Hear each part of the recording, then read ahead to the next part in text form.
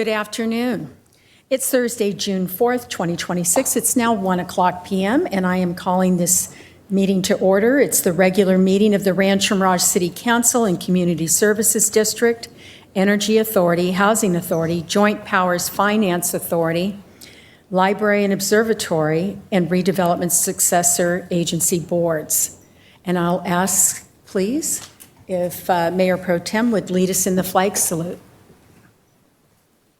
Please join me in saluting our flag. I pledge allegiance to the flag of the United States of America and to the republic for which it stands, one nation, under God, indivisible, with liberty and justice for all.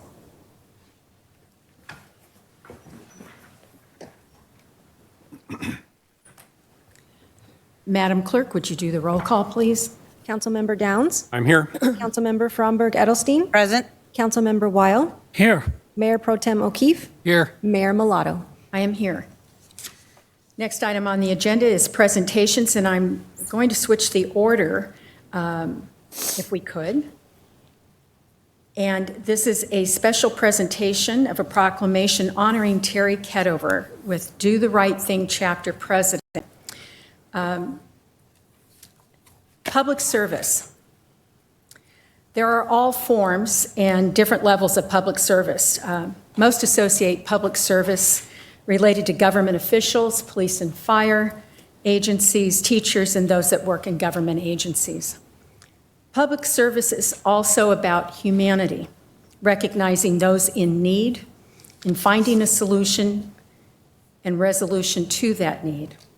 It's the individual that checks in on homebound person or a friend that visits a senior that is mentally declining, giving that individual attention, a kind gesture, and the dignity that they deserve. Public service, though, is also found in our children, giving us hope for our future in our society. In our small valley of 9 cities, we have a remarkable organization called Do the Right Thing. This organization recognizes children from Palm Springs to the North Shore Mecca area, ranging in age from high school senior to as young as a pre-K student, all setting examples of kindness, leadership, and extraordinary acts of humanity. Most of these children, while exhibiting their acts of humanity, are often challenged themselves and still find it in their hearts to help others. It's humbling for us older people. The founder of Do the Right Thing is Rancho Mirage resident Dr. Terry Kedover. And before I introduce Dr. Kedover, I'd like to call your attention to the video screens to watch a very short video.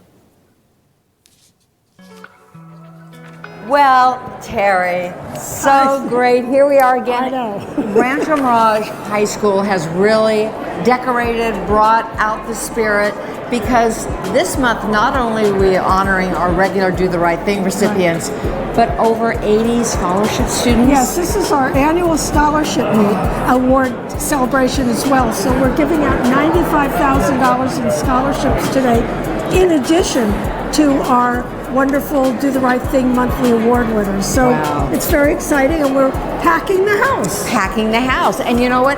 Not only is this exciting for the fact that you've got the scholarship honorees, but we've been honoring the sponsors every month. And guess who our sponsor is this month? Our featured sponsor this month is KESQ, Channel 3.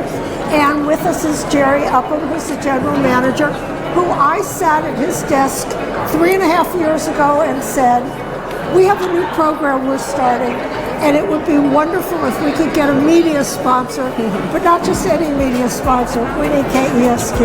Well, it was a great idea, and we're happy to tell these kids stories. I mean, we report on a lot of bad news every day, but to be able to come here and hear these stories of the kids that have done all these great things, and then to be able to tell it to our viewers so they can understand what's happening in our community, it's a great thing.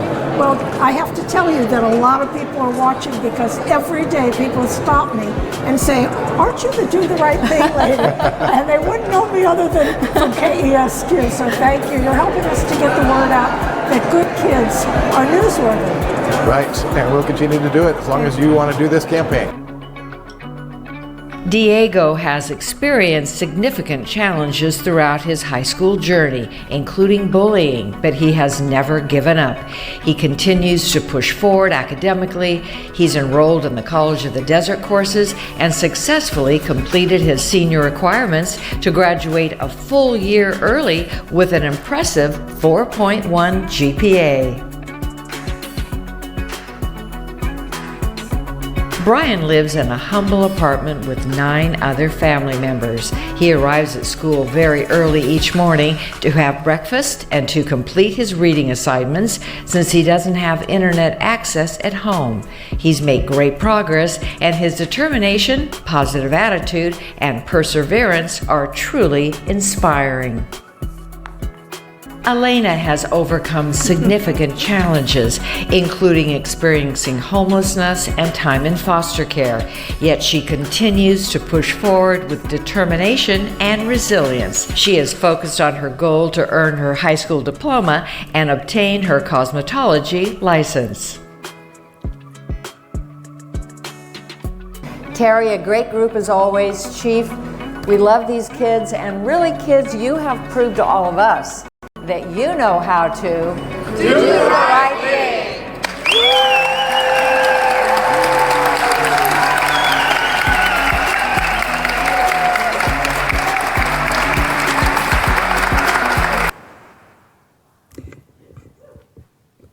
Yes.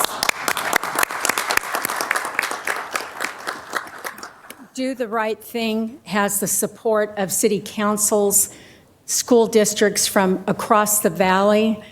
And I have to tell you, when we go to these awards ceremonies, there's not a dry eye in the place. And next year I will remember to bring a box of Kleenex with me, because each one of these students brings a compelling story that humbles all of us and remembers why we're in public service. Public service is contagious, and it takes one small act to help elevate someone to the next level, and we all as human beings have an opportunity and responsibility to do that. At this time, I would like to introduce former U.S. Senator Barbara Boxer, a Rancho Mirage resident, but also a very special friend to Dr. Carrie Ketover, and to do the right thing.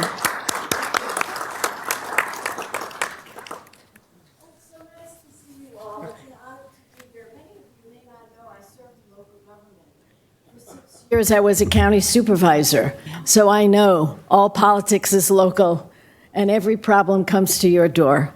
Well, this is very quick. I always say that as a former U.S. Senator because people are scared I'm going to filibuster. But it's only 2 minutes of your time.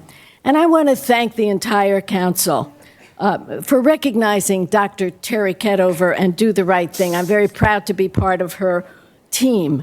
Now, Dr. Ketover is extremely humble, but let me say this. If a leader comes up with an idea to lift up our children and keep them on a positive path forward, despite the many cold and cruel obstacles they often face, and that idea lasts for more than 30 years, that's when she founded this 30 years ago, you know both the value of that idea and the value of that leader. So thank you for that. So in closing, I want to appeal to your leadership too. All the time I was in office, I made big decisions. Sometimes they were small, sometimes they were big, sometimes they were huge, about the way to spend money or cut money that taxpayers were coming forth with. Now, spending those dollars wisely could make a huge difference. If you spent them right, it could literally change lives. And so I decided to look at expenditures in 2 ways. One was it spending? And the other was it an investment? And when your city, our great city, we're small, but we're good. When we make an investment and do the right thing, it makes a huge difference. I want to appeal to you as you look at your investments going forward. Think about what you save when you invest in a child and they stay on the right course. Thank you so much, Madam Mayor and members of the council, for this opportunity to speak with you today. Thank you.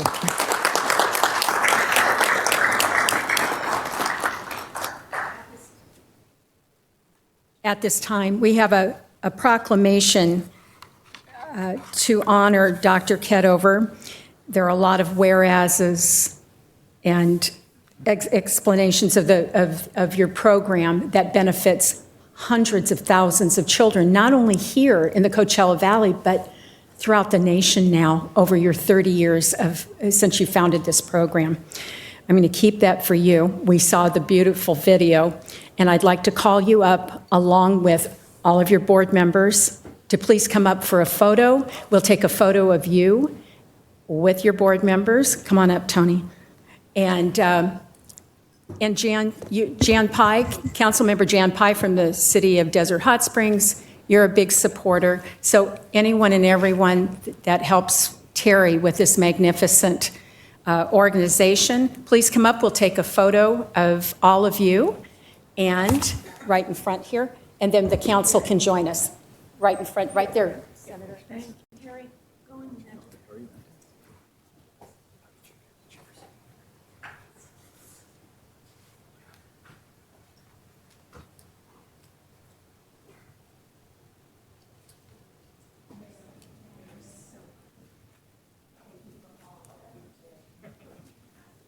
Hey, how are you? It's good to see you. Ted? How are you? Good, it's good to see you. Thanks Good for to all see your you. support. Absolutely. How are you? Doing wonderful, thank you. Congratulations. Good luck on Tony, good to see you. I saw an article about you and you can report the other day. Good for you.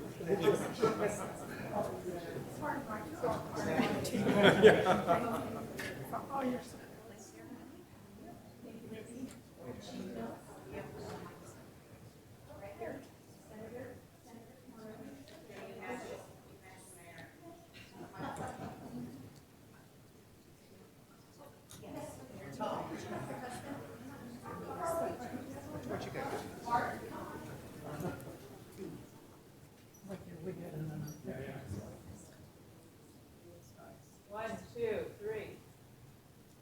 Say do the right thing.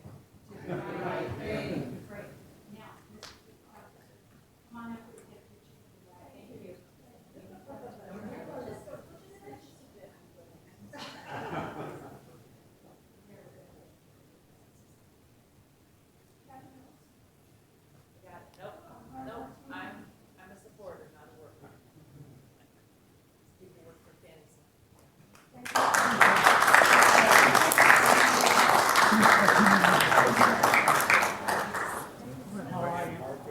Good to see you.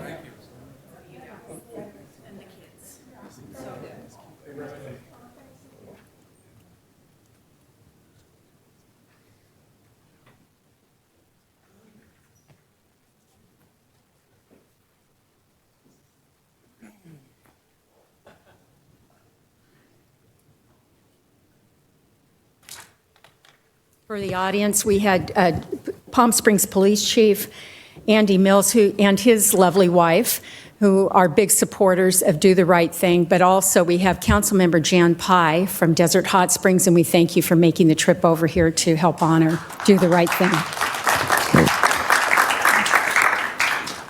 Next item on the agenda in presentations is Rancho Mirage Night announcement by Palm Springs Power Baseball. Andrew Starkey.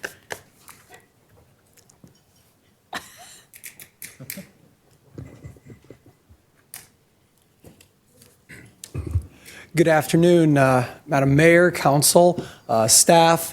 My name is Andrew Starkey. I'm the president of the Power Baseball Organization, and this is my good friend Rocky the Ram. He has been our mascot for 23 glorious years here in Palm Springs, and we've been a partner of the city of Rancho Mirage and this council, previous councils and staff since 2018. And as a small business and what I believe is an integral part of our community, I thank you very much. It's with your support, the support of others out here that allow us to entertain the community. And speaking of that, next Friday night, as you were mentioning, Madam Mayor, is City of Rancho Mirage night at Palm Springs Stadium. We look forward to inviting our entire community as a fellow resident here in Rancho Mirage. I love having all of my neighbors come out and all the kids that come out and residents, because it truly is a fun night with food, great baseball. We've got a pretty good team this year. We are 3-1. We've won some great close games, and I'm sure it'll be a wonderful evening. I look forward to watching you throw out the first pitch. So everybody come out and get a radar gun on her, see how fast she throws, maybe get a big league contract with the Dodgers. But thank you very much. I'm open to any questions if you want them, but I really appreciate the opportunity. Well, I, for one, am looking forward to my return visit to throw out the first pitch, and it made it across the plate a little on the inside, but your catcher said I was okay. I made it across the plate, and so hopefully if I have 10 minutes of warm-up, I'll get it straight down the middle. Andrew, remind us, when is Rancho Mirage night? It is Friday, June the 12th, Palm Springs Stadium, 1901 East Baristo Road, where the Angels used to have spring training. Right. Game starts at 7 p.m., gates open at 6 p.m. Anyone from the city of Rancho Mirage comes in, shows their ID. They get not only free admission into the ballpark, but they get hot dog, soda, bag of chips, drink koozie. So it'll be a fun night, and we thank you guys very much for your support and everything the council does for our community. I'll see you there. We're looking forward to it. It's a night of fun. Thank you. Thank you.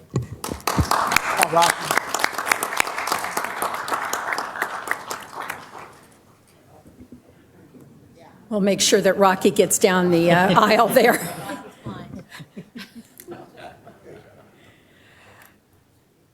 The next item on the agenda, declaration of June as LGBTQ plus Pride Month in Rancho Mirage, and I will defer to my Mayor Pro Tem, Michael O'Keefe.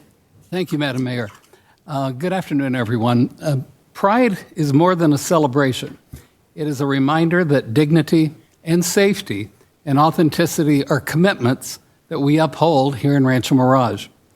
The spirit of pride lives in the teen seeking identity and acceptance, in the parent learning to support their child, and in every resident who deserves to be fully recognized as a vital part of our community. Recognizing pride affirms a simple civic truth.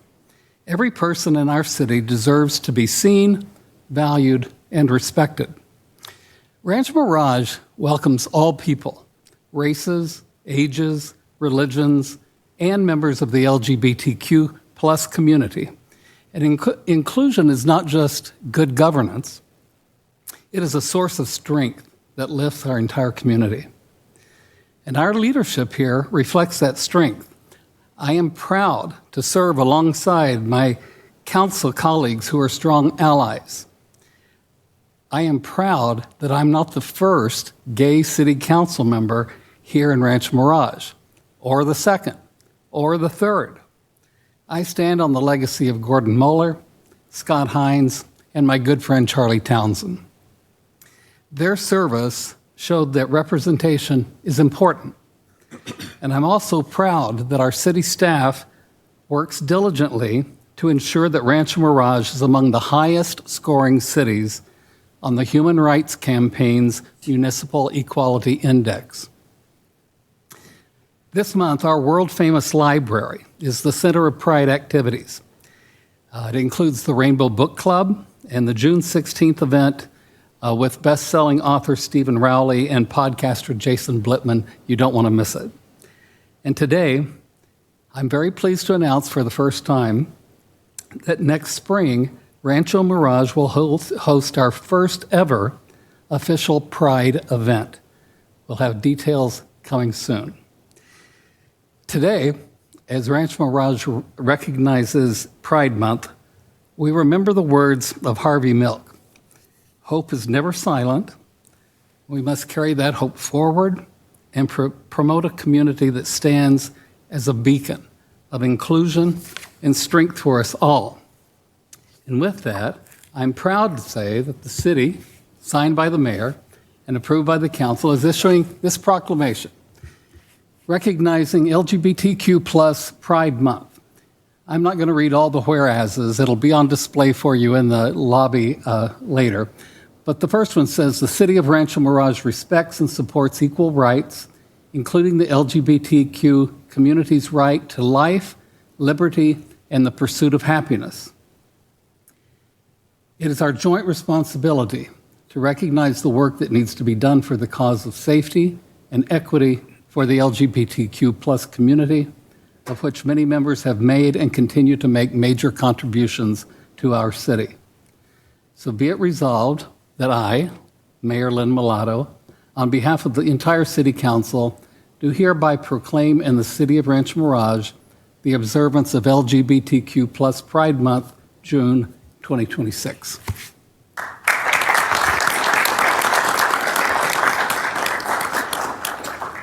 And if there are council comments, anyone who would like to make any comments? Well, I think it's wonderful that I congratulate you, Michael, on initiating the event. And I think it's consistent with how we have functioned from the standpoint of equality over the years. And we continue the tradition that all people are welcome and are equal. So again, thank you so much. Although Pride is June for most of the country, usually here it's also November because of weather, but it can't go remiss in this community. And I think Rancho Mirage, like a lot of our desert cities, we live Pride year round. And I think that I hope our residents feel that, and that their safety and respect for them and their dignity matters to us, and that they're always welcome in our communities. I think they've defined our communities in the best way possible. Michael, I am proud to celebrate Pride. Mayor? And I echo all the comments of my colleagues. We're thrilled. Thank you.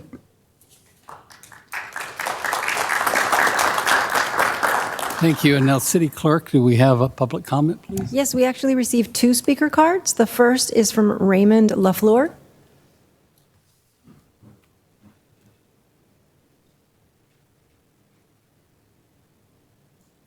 We're going to ask, could I ask that you stand at the next podium? Thank you.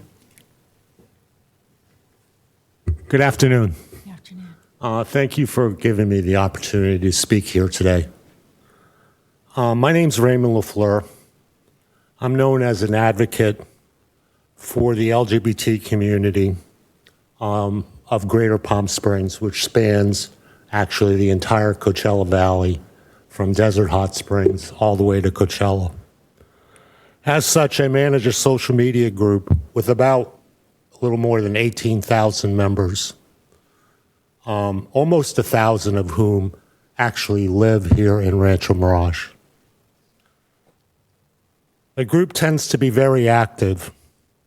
One of our most recent efforts was to respond to the Palm Desert Erase the Gays initiative earlier this year. We had about 300 members show up at a council meeting that was scheduled within the legal 24-hour limit for such a meeting, where it was clear this initiative was intended to pass. 300 of us showed up. 70 of us spoke for 5 hours in defense of ourselves and our own dignity. And what was supposed to be a 3-2 vote in favor of eliminating Pride in Palm Desert ended up being 4-1 against. My community was thrilled and ecstatic that the council stood up for us in the end. So you may be relieved to hear that I'm not here to do that today. Rather, I'm here to express my sincere thanks and gratitude of my community for your approval and passing of the Pride Month resolution proclamation. Believe me, I much prefer giving thanks for government action rather than opposing a government action And for my community, the opportunities to do so are becoming more and more rare as we see hostile actions taken by states and local governments against our community. I applaud Rancho Mirage for not going with that flow of anti-LGBT actions and choosing to stand up for its citizens instead.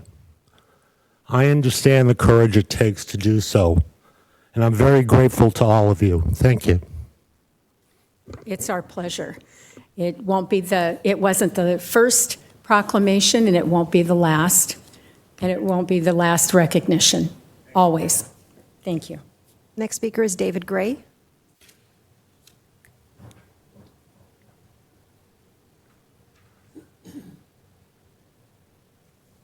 Good afternoon. Good afternoon. Good afternoon, Mayor and City Council members. My name is David Gray, and I am the president of the LGBT+ History and Archives of the Desert. It's my pleasure to be here today to congratulate the City of Rancho Mirage on its proclamation recognizing June as Pride Month. I would also like to share a piece of local history that many of you may not know. The earliest gay bar currently documented in the Coachella Valley opened here in Rancho Mirage during the summer of 1964. Known as Rancho Dandy and owned by Arthur Allen, it was located at 71835 Highway 111 on property that today is part of the Desert European Motor Cars and Jaguar Land Rover campus. Rancho Dandy occupies an important place in our region's history at a time when LGBT+Q people often face discrimination, isolation, the threat of arrest simply for gathering together. Establishments like Rancho Mirage provided a rare place where people could find community and friendship. The bar was listed in the 1966 edition of one of the earliest national directories, the International Guild Guide, identifying places that welcomed gay patrons across the country. However, it's interesting that in that guide, the address was only listed as Highway 111, Rancho Mirage. Perhaps the real reason why the address may not have been connected to this was that a tragic event occurred in 1965. On June 20th, 1965, Rancho Dandy was the target of a gas bomb attack. A couple of suspects were arrested a few days later, but to date, we have never been able to find a record of whether those individuals were charged with anything or whether they ever went to trial. In March of 1966, Rancho Dandy was sold to a gentleman by the name of Sam Spellman, and he continued to operate the bar until 1971. And then in 1971, he was enticed to transfer that bar's license to the Desert Palms Inn in Cathedral City, which had recently opened, and it continued there as Rancho Dandy as the bar and the hotel for a few years. Today, more than 60 years after Rancho Dandy first opened its doors, its story reminds us that LGBTQ history is not something that happened somewhere else. It happened here. It is a part of the history of Rancho Mirage, part of the history of the Coachella Valley, and a part of the history of the state of California. As we celebrate Pride Month, we want to honor not only today's LGBT+ community, but also those individuals who came before us and helped create spaces of belonging, visibility, and acceptance during a much more difficult time. Thank you for recognizing Pride Month and for helping celebrate the diverse history of this community. Thank you. Thank you for sharing the history. That was the last speaker card. Is there anyone else who would like to speak on this item? That was the last speaker. Very good. We're now moving on to City Council member comments and any reports. We'll start with Councilmember E. Fromberg-Edelstein. No comments, Mayor. Councilmember Ted Wild. Thank you, Mayor. Greater Palm Springs Restaurant Week is underway now through June 7th, and I encourage everyone to take advantage of the incredible dining opportunities available right here in Rancho Mirage. Go to visit greaterpalmsprings.com for details. In conjunction with Restaurant Week, the city is offering a special Shop Local Rancho Mirage promotion. When you purchase a Shop Local e-gift card, you will receive a 50% bonus card, giving you even more value to spend at local restaurants and businesses.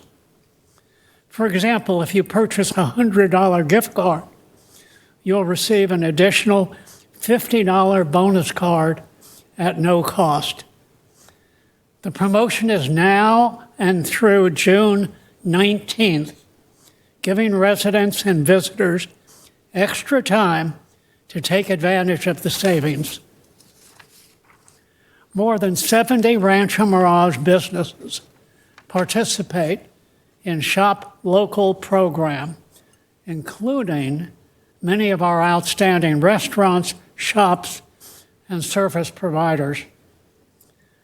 This is a great opportunity to support our local businesses.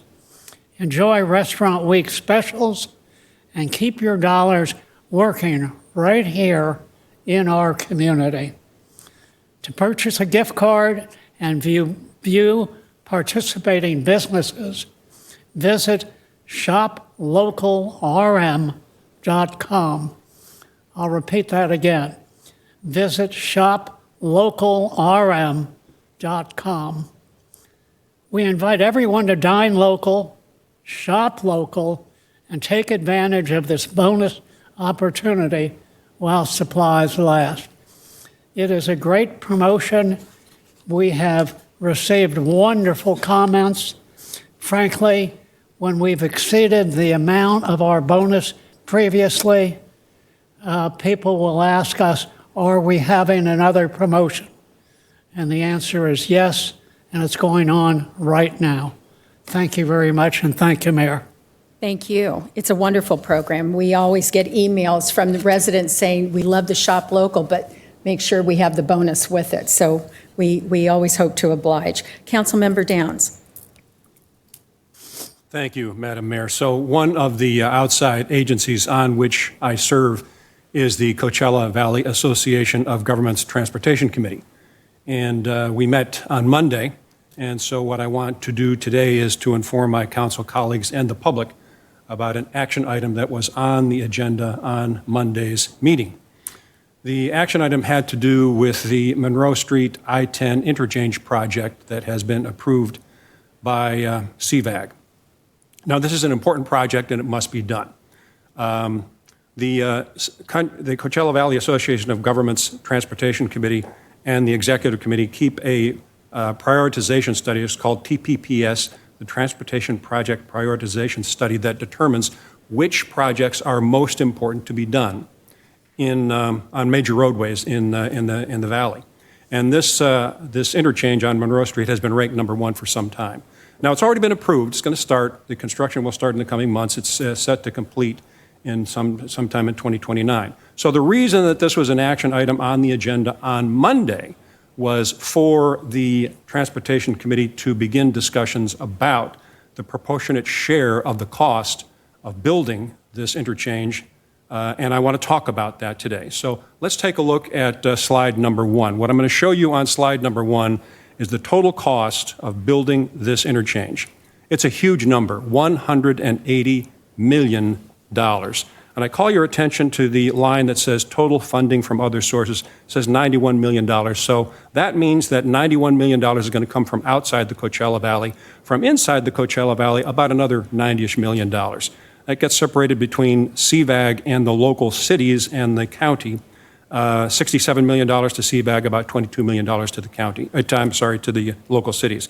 And now I want to focus on the local cities. So let's go to the next slide. The next slide shows you the share for each city to build this interchange.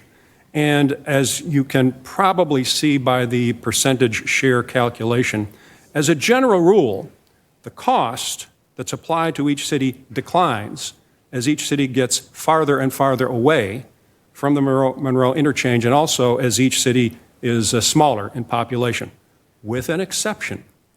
And I suggest that you focus on two cities, Rancho Mirage and La Quinta. Now, I'm not here to argue with La Quinta, but I am here to argue about the way this calculation was made today. So take a look at the city of Rancho Mirage. We are assigned a 2.7% share of cost, about $600,000 to build this interchange. La Quinta is assigned a share of cost of about $400,000. Now, I asked staff at this meeting on Monday, how is it the case that a city that is less than half the population of La Quinta and is at a significant distance compared to La Quinta from the Monroe interchange, how is it possible? And I'm guessing some of you might be wondering that today too. Well, I'm going to talk more about that in a minute, but let's take a look at a couple of other slides before I talk in more detail about this issue. Let's go to the next slide. The next slide shows kind of the same information. It shows that our share is 2.7%, or about $600,000.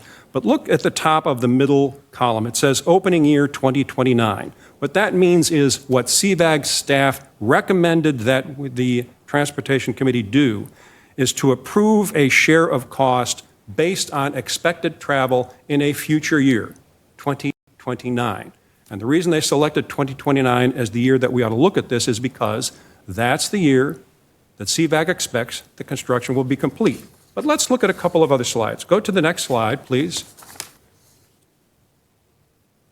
Let's see, is that the one that I want? Yes, that's the one that I want, validation. Take a look at the column that says replica fall 2023, and take a look down at Rancho Mirage. That number is 2%. So if we used data from 2023, and that's the date that this methodology was originally developed by CVAG, our share would only have been 2%, or closer to about $400,000. And let's go to the next slide. On the next slide, the top of the next slide is the same information that you just seen that shows Rancho Mirage at 2.7%. But the bottom table, horizon year 2050, this methodology that CVAG uses approximates cost shares all the way out to 2050. That's the final year of the study. And if 2050 were used, the final share of the study, our cost share drops to 1.64%. So it seems odd to me that we would use a cost share in a year, 2029, as opposed to cost shares that would stretch out over the entire use of this interchange, several decades. Eventually, our cost share would have dropped to 1.64. But CVAG is proposing that our cost share should be 2.7%. I find it interesting that CVAG has managed to use that year, which is most disadvantageous to the city of Rancho Mirage. Now, I've got some concerns about the methodology that they used here. They suggest that the methodology is based on households, on average trips per household, and also the methodology is based on proximity to the Monroe Street interchange. And the suggestion is, by CVAG staff, is that Rancho Mirage residents are more likely to use the Monroe off-ramp, the Monroe interchange, versus La Quinta. And the reason is, if we're going to use that Monroe off-ramp, or if we're going to go to Indio, we got to get in the freeway and drive and get off at Monroe. Well, that's not the case with La Quinta. La Quinta's right next door, so they just drive city streets. Now, does that make sense? Take a look at the share for Coachella. Coachella also is right next door to La Quinta. Now, Coachella's share is probably where it should be at about 8%, but they're right next door, so that methodology would seem to make sense that Coachella drivers would simply use city streets to get to Indio. So that doesn't seem to make sense to me. Now, let me talk about a couple of other demographic issues that don't seem to make sense to me. One is occupants per home. In the city of Rancho Mirage, it's 1.8. In the city of La Quinta, it's 2.4. So if we're using households and average traffic from households, it seems to me that Rancho Mirage should get some benefit of the fact that our occupancy rate is a good deal lower than other cities. It's also the case that in the city of Rancho Mirage, about 50% of our residents are over 65, and about 50% of our residents are retired, like me. And I think most of our residents do what I do, which is do our best to stay the hell off of I-10 and the Monroe Street interchange. I don't think we go there very often. I certainly don't. So here's the last item that I suggest we consider. Let's go to the last slide. The last slide shows, this is a map of all of the cities in the desert. And one of the things that I want to call to your attention is I-10. I-10, of course, runs along the northern border of Palm Desert and into Indio. And I want to draw a mental picture for you. I want you to think about putting a pin in that map, roughly where the I-10 and Monroe Street off-ramp interchange is located. And think about a series of concentric circles emanating out from that pin. And think about those concentric circles darker closer to the pin and lighter farther away from the pin. And what you should have a mental picture of is the economic value to each city in the desert as a result of rebuilding this interchange. The economic value is obviously significantly greater in Indio and the cities surrounding Indio, like La Quinta. The economic value is because of traffic patterns and commercial traffic off of that interchange. There'll be plenty of fuel trucks, plenty of food trucks. There'll be Amazon trucks, UPS trucks, FedEx trucks that service the cities immediately surrounding the I-10 interchange. And those concentric circles that I hope you have in your mind now are getting far lighter as we get closer to Rancho Mirage. So I suggest that we think more carefully about this share, and I suggest that we do a couple of things. One is I think that we want to have more dialogue with CVAG about this rationale and whether or not it's appropriate to have constructed this methodology and whether or not it's fair to Rancho Mirage. And I also suggest that the other issue is this.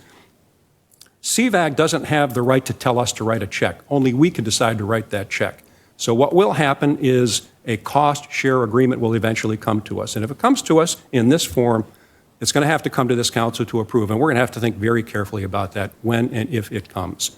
In any event, that's what I wanted to talk about today. I wanted to make you all aware of that. I want to make sure my council colleagues are aware of what I think is an unfair allocation of cost. And I think most of you would probably agree with me. Thank you, Madam Mayor.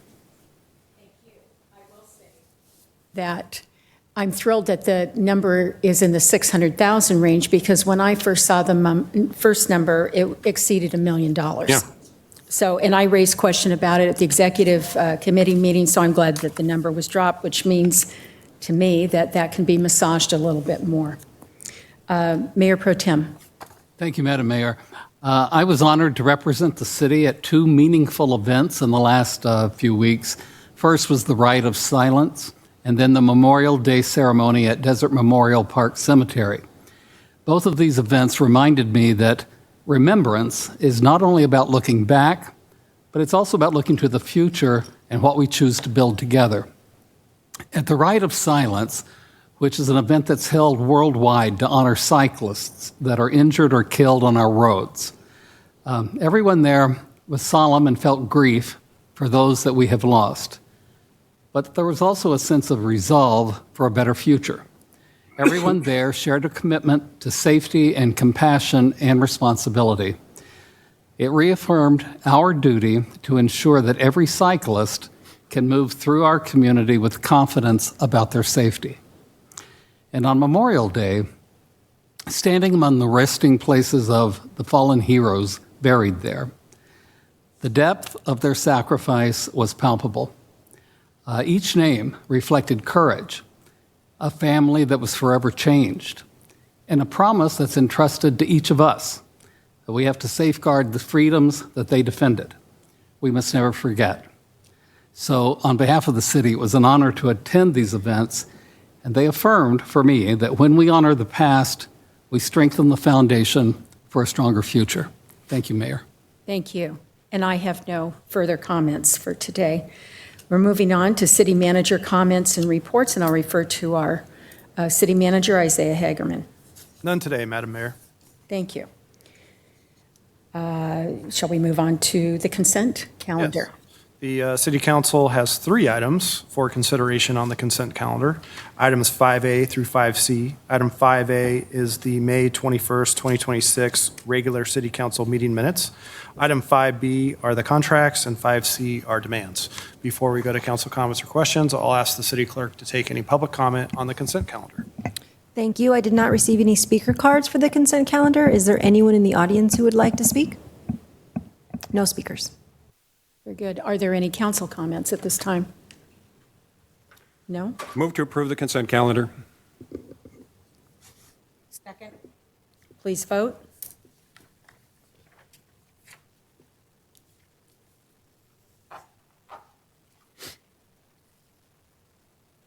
Motion carries 5-0.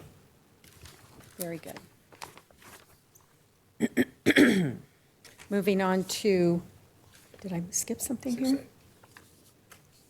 Moving on to reports and informational items. 6A, drone as first responder presentation by Riverside County Sheriff's Department, and Chief Deputy Ken Reichel will be reporting on this. Good afternoon.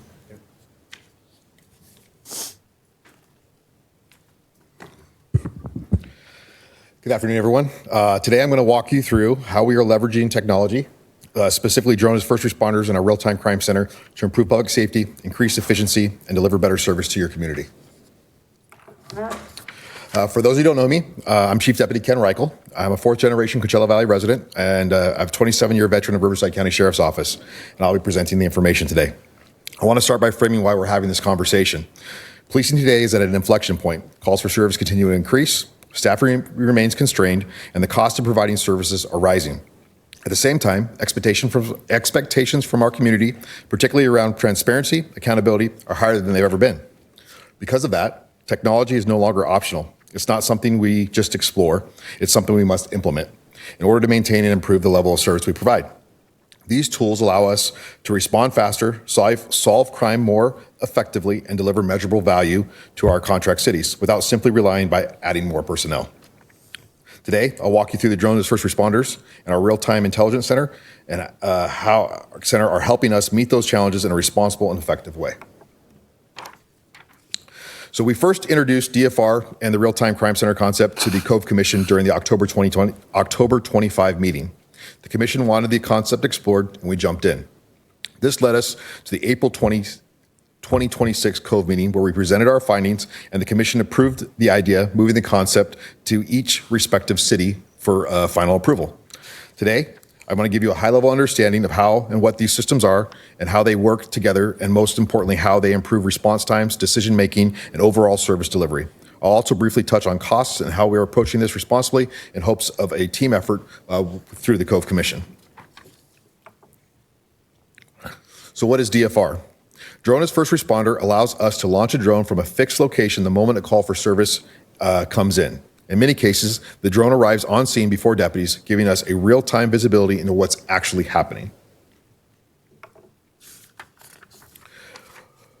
Drone as first responders matter because in public safety, time and information drive outcomes. When a call for service comes in, our deputies are often responding with limited information, sometimes just a brief description from a caller, and that creates uncertainty and in some cases risk. DFR changes that by getting the drone overhead within minutes. We're able to see what's actually happening in real time. That gives us immediate situational awareness, whether it's coming from a suspect description, determining if a suspect is still on scene, or identifying factors that may pose a threat to responding deputies or the public. That information allows us to make better decisions and before deputies even arrive. We can adjust how we approach the scene, determine the appropriate level of response, and in some cases slow things down instead of escalating unnecessarily.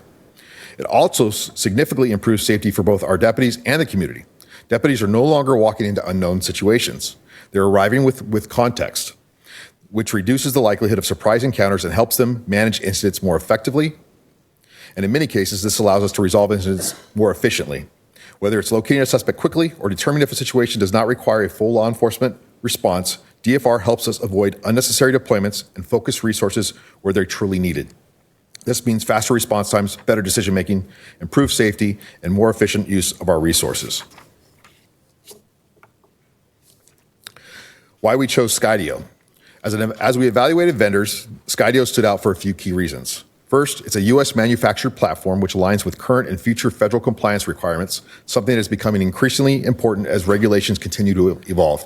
Second, it offers advanced autonomous flight and obstacle avoidance, which makes it more reliable in urban environments and reduces operational risk during deployments. And just as important, Skydio integrates directly into the Axon evidence ecosystem that we already use. What that means is our video captured by the drones is automatically uploaded, stored, and managed within the same secure platform as our body-worn camera footage and other digital evidence. This creates a seamless workflow for our deputies, even Everything is in one place, and it maintains evidentiary integrity, and it simplifies sharing with prosecutors.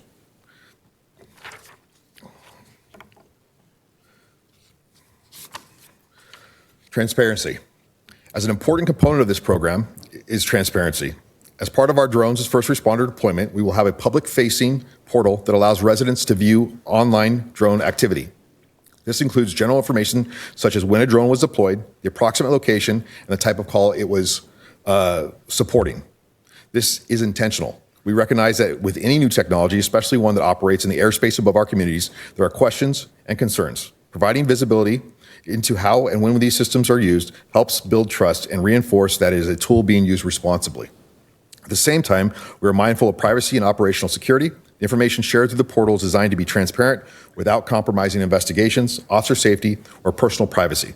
We do not share personally identifiable information or sensitive tactical details.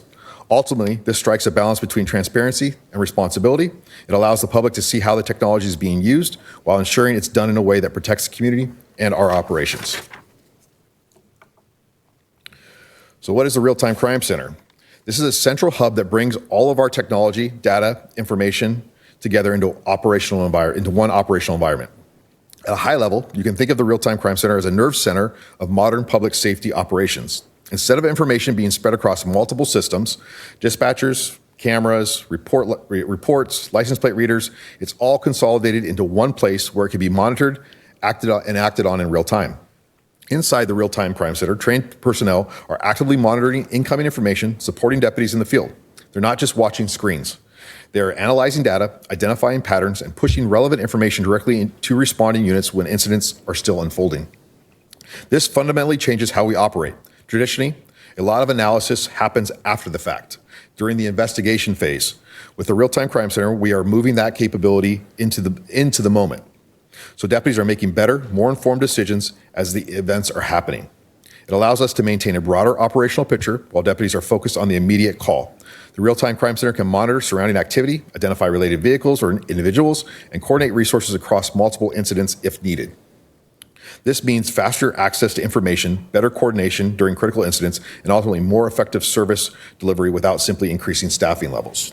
In short, this allows us to move from a reactive model of policing to a more proactive, intelligence-driven approach. The strength of the Real-Time Crime Center really comes from its ability to integrate multiple systems into one unified operating picture. One of the key components of that is our ability to bring in live camera feeds from both our own systems and from regional partners like Coachella Valley Association of Governments, or CVAG. CVAG has invested in a network of cameras across the valley, and through the RTCC, we'll be able to access those feeds in real time. That allows us to monitor major corridors, intersections, key locations during critical incidents, whether it's a fleeing suspect, a missing person, or a large public event. In addition to that, we will integrate data from our flock safety license plate readers cameras.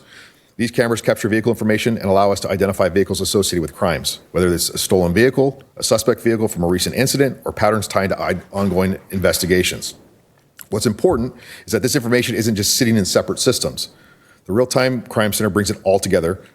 So while a deputy responding to a call, our team can quickly check nearby camera feeds, identify relevant vehicles through ALPR hits, and provide that information in real time. This dramatically improves our ability to locate suspects, track movement, and coordinate our response, especially in fast-moving situations. This is where the return on investment really comes into play. You're not just buying cameras or technology anymore. You're creating a connected system that allows all of these tools to work together, maximizing their effectiveness. Ultimately, the Real-Time Crime Center ensures that every piece of technology we deploy is contributing to a larger, coordinated public safety strategy. While drone as first responders is a critical component of this, it's just one of several sensors feeding into the system. The real strength is how all of these technologies are integrated and working together in real time. In addition to drones, we're leveraging camera systems from regional partners like CVAG, which will give us visibility across major roadways, intersections, and key locations through the valley. We are also integrating data from flock safety license plate reader cameras, which allow us to identify and track vehicles associated with crimes, whether that's a stolen vehicle, a suspect vehicle, or a pattern tied to ongoing investigation. When you bring all of this together, DFR, fixed camera systems, ALPR, you create a layered approach to public safety. Each system fills a different role. Our drones give us rapid real-time aerial awareness. Our CVAG cameras provide broad fixed coverage across the community. Our ALPR systems help us identify and track vehicles. And our real-time crime center integrates all these inputs into one operational picture. So instead of deputies responding with limited information, they are supported by a team that can see what's happening, identify key details, and provide actionable intelligence as the situation unfolds. This is a force multiplier. It allows us to maximize the effectiveness of every piece of technology we already invested in and ensures that those systems are working together, not just in silos. Ultimately, this integrated approach allows us to respond faster, coordinate better, and resolve incidents more efficiently. When we talk about efficiency, this is where the technologies really deliver value for our cities. At its core, DFR and the real-time crime center allow us to make better use of the resources we already have, instead of simply adding more deputies to meet increasing demand. We're using technology to multiply the effectiveness of the personnel in the field. First, we're reducing response times. In many cases, the drones arrive on scene before a deputy, giving us immediate situational awareness that allows responding units to make better decisions before they even arrive, whether that's adjusting their approach, requesting additional resources, or in some cases, resolving the situation without escalation. Second, we're improving how we deploy our deputies. With real-time intelligence from the Real-Time Crime Center, whether that's a camera feed, vehicle information, or live updates, we can send the right resources to the right place at the right time. This reduces unnecessary calls for backup, minimizes redundant response, and keeps deputies available for the next call. Third, we're increasing call resolution efficiency. With better information up front, deputies are able to resolve incidents more quickly. That means less time tied up on individual calls and greater overall service capacity across the city. There's also a direct impact on costs. By improving efficiency, we reduce reliance on overtime, limit the need for additional staffing, and in some cases, avoid deploying higher cost resources like helicopters unless it's absolutely necessary. And finally, this improves consistency of service, whether it's a routine call or critical incident. These tools help ensure that the response is supported by the same level of information and coordination. Ultimately, everything we discussed today comes down to how these benefit the community. First and foremost, it improves public safety and outcomes. By responding faster and with better information, we increase the likelihood of resolving incidents quickly, safely, and effectively. Whether that's locating a suspect, finding a missing person, or de-escalating a situation before it becomes more serious. These systems are not theoretical. Across the country, agencies are using real-time intelligence centers and crime centers, have documented measurable improvements in public safety outcomes. National studies have shown increase in violent crime and property crime clearance rates, and with improved coordination between patrol, dispatch, investigators, and command staff. These systems will enhance transparency and accountability. Many of these systems, whether it's drone footage or integrated camera systems, provide recorded video of incidents. This creates a clear, objective record of what occurred, which is important not only to the investigation, but also for maintaining public trust. Another key benefit is crime prevention. When individuals know that we have the ability to monitor activity in real time, identify suspect vehicles, and respond quickly, it acts as a deterrent. These tools do not just help us solve crime, they help us prevent crime from occurring. This improves the overall level of service your residents receive. Faster response times, better coordination, and more informed decision-making translate to a more professional and effective response across the board, whether it's a major incident or even a routine call. So attached here is what we propose for our DFR coverage. It's an overlapping approach using all three cities. If you look on the map there, I believe we have 1, 2, 3, 4, I think there's 6 locations. Each location contains 1 to 2 different drones for overlapping response, and it covers the entire 3 of Cove communities.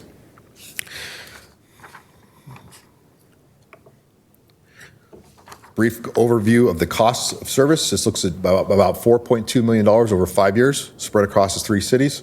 But the annual estimated cost split between all 3 cities of $846,000. This is our RTC design room, or real-time crime center, what we're looking at. It's currently slated to be housed in our new dispatch building attached at the Palm Desert Station, so it's a brand new room in the brand new facility. And this is what the layout would look like.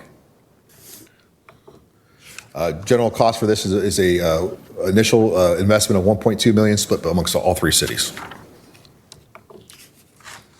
Here's an overview of the what this real-time crime center may look like. This company has built crime centers in the region, in Glendale Police Department, Palm Springs Police Department, and in San Francisco. As we wrap up today, I want to leave you with a few key takeaways. First, the initiative is about improving service to our communities. Drones as first responders and real-time crime centers allow us to respond faster, operate more efficiently, and make better decisions in real time. Second, it's not about replacing deputies. It's about enhancing the effectiveness of the personnel we already have. Technology acts as a force multiplier, helping us manage increasing demands and staffing challenges and rising service expectations in a more sustainable way. Third, the real value comes from the integration. Drones, CVAG camera systems, flock, ALPR technology, dispatch information, analytics all become significantly more powerful when they're connected through the crime center into one coordinated operational environment. Fourth, transparency and accountability remain central to this approach. From integrated evidence management to public-facing flight visibility, we're intentionally building these programs in a way that aligns with community expectations and public trust. And finally, this is a long-term investment in modern public safety infrastructure. The communities we serve, infrastructure. The communities we serve continue to evolve, and our ability to protect them effectively must evolve as well. Ultimately, this is about providing safer communities, better service, smarter operations, and a public safety model that is sustainable into the future. And with that, I would take any questions. Oh, we have a view. I'm not sure if it's going to play. Will it play? There we go. Oh. This is a drone in action. I don't know if it's going to run. There it goes. This is in the city of San Jacinto. They've already deployed. 911, what is the status of your emergency? She did a what?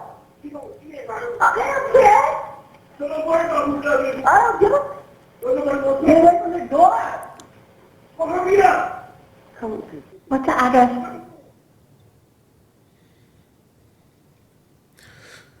This female was walking away from the residence, was unknown what her involvement was, and we would not have known that she was there if it wasn't for the drone response.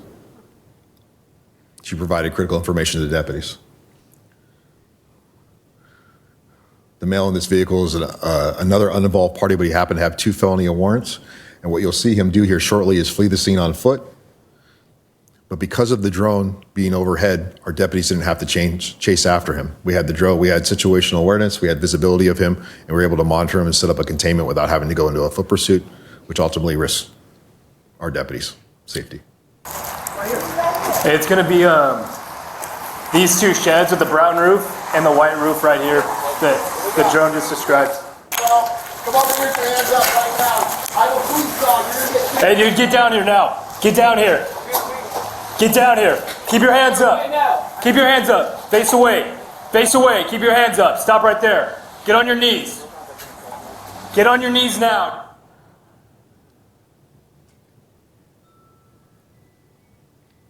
So as you can see, that response could have typically been a very heated, escalated response because of the subject fleeing, not being able to see his hands, unknown what his intentions were. But because we had eyes on, and the pilot was able to provide real-time information to our deputies on the ground, it de-escalated that situation to where they were able to take a much calmer approach. They could see his hands, and it was a much safer outcome for everybody involved. And that's what we're looking for with this program. Chief, could you tell us what local cities have DFR? Currently, right now, the city of Palm Springs and the city of Cathedral City are operating a very similar program with a real-time crime center. Yeah, Palm Springs Police Chief Mills, who was actually just here when we toured the Palm Springs facility, very impressive place, and he spoke very highly of it.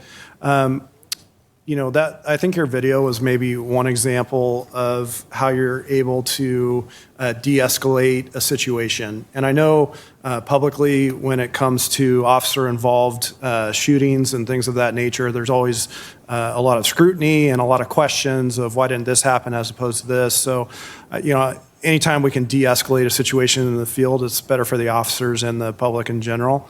I know we've been provided on that tour a few examples of kind of de-escalating a situation, but maybe you have a couple more. So the one that they told us when we were visiting Palm Springs is a 911 call comes in that at a gas station there's a crazy individual waving a gun.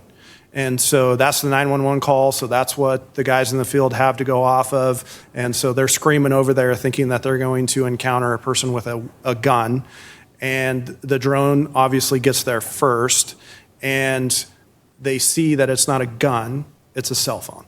Yes. And so they're able to tell the deputies before they even arrived, hey, this is a cell phone, not a gun. And it changed the whole dynamic of what they thought they were walking into and how they would respond to that. So, that was one example. Do you have any other examples? There are countless examples, but one that sticks out of my head very, very, very vividly are the kids in the park that are playing with the toy guns, right? With the orange tips or with the water guns. And we have a park here in Rancho Mirage right next to your library. Very quite often kids will go out there, they'll run up and down the wash and they'll play cops and robbers, or they'll play with their water guns, and we'll get a call for service for the man for the gun. Well, with the drone overhead, you're very quickly able to recognize it's not a real gun and it's children playing. And that changes the entire response. Without that information, the only information the deputy has is from the 911 caller.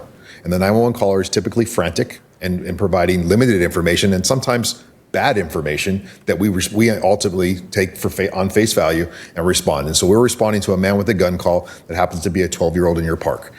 And that immediately de-escalates that situation and provides us with real information, and we can provide the appropriate response. We're not pulling our guns out when we don't need to. Now, as far as obviously one of the current concerns is going to be surveillance. And so I know your presentation kind of touched on that, how it's in response to a call, right? So it's drone as a first responder. Yes. Can you tell us a little bit more about kind of how, so a call comes in and the real-time crime center's pilot is going to launch a drone. How do those drones fly? Where are their cameras aimed? And can you tell us a little bit more about that? So we will not be using these drones for proactive patrolling. So these drones are not going to be deployed to just randomly patrol one of your city streets or one of your communities. We will be responding directly to a call for service where aerial support would be needed. While we're flying to that call for service, the camera is pointed at the horizon. It's not pointed down. So as that drone's flying over your house, it won't be facing in your backyard. There won't be any accidental viewing of things that we shouldn't be looking at. And then when we get to the scene, that's when we deploy the camera and we begin searching. And that's very similar to what we would do with our helicopter. If there was a call for service, almost all of these calls would require some sort of aerial support. Our helicopter could respond in a very similar way, and they would be able to see or provide the same information that the drone does. So we're not specifically out there looking for information with the drone. We're responding to a very specific call for service where aerial support could be of value. And then during that flight time, we are not looking in anyone's yards or looking for things during the flight. And all of that will be recorded and put on the internet so that if you had a drone fly over your house, you could go log into the website, take a look, see the flight path, and then see the file number and call for service with information why it was deployed. And so typically you would see like a house alarm, burglary in progress, so something of that nature. And you go, oh, okay, that makes sense. And then you can go about your day. Yeah, the city of Palm Springs has that website. Yeah. A couple questions. I'm sorry, did I interrupt you, Isaiah? Okay. Just a few questions. I've seen the Palm Springs Center. It's extremely impressive. So first off, so the Palm Springs Center has a tribal presence where they have tribal surveillance officers as well. On covering this, will the tribal property that's in Rancho Mirage be included in this, and is the tribe at all participating in the costs of this? At the moment, no. So this is currently just a city project, but we are open to anyone coming in. So one of the things with the Real-Time Crime Center is that we will be able to ingest all sorts of things. Okay. The software that's provided, you could provide what's called a core to any business, anyone out there, and they can connect it to their surveillance system and feed us information. Okay. So we could have access. Perfect. Be open to that. Second question, at the Palm Springs Center, they said they didn't quite have, I think this is an amazing tool for active shooter situations, which I feel like is happening on an escalating manner, probably because I'm a parent with a child in school. And so that to me is a huge risk factor. And I think this is a game changer. I think Uvalde would have been a completely different situation with those drones present and those officers knowing what they were walking into. They had some footage over, I think it was Palm Springs High School. They talked also about, there was, I think, a threat at another high school. I don't want to quote because I might be wrong. But they didn't have active shooter protocols along with the drones yet. They said that was something that they were continuing to develop with the software. is that still an issue? I'm not sure what the protocols would be, but certainly they have no ability to detect gunshots or Right. sounds I think or things that's of that what nature. it was.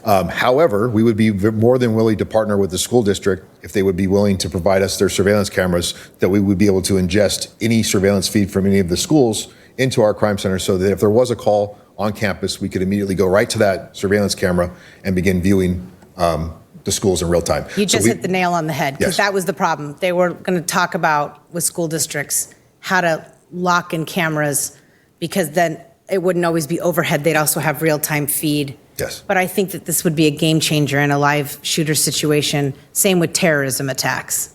All of this is a game changer because we get real information, we get to see it firsthand, and we're not relying on a frantic caller who's experiencing the worst day of their life, calling 911 for the very first time. They're in a most traumatic experience, and the information they're providing is partial or flustered or rushed, and we're able to just go right to a camera, trained observer who's done this a million times, and then see what they're seeing and provide real information in a calm, effective way to our officers.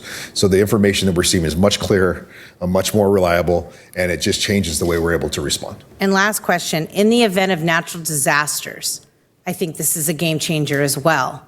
But you would obviously, I believe, I'm sure the sheriff's station is on its own generator, so all of this technology would stay readily available because you'd be on your own network, should be on your own energy sources. So it would be something that could be a game changer during an earthquake or fire, natural disasters, when that overhead is crucial for covering that kind of area. Yes, ma'am. Okay, thank you. Thank you for that presentation. Could you just say a few words about the strength and the sophistication of the cameras? So the cameras are incredibly good.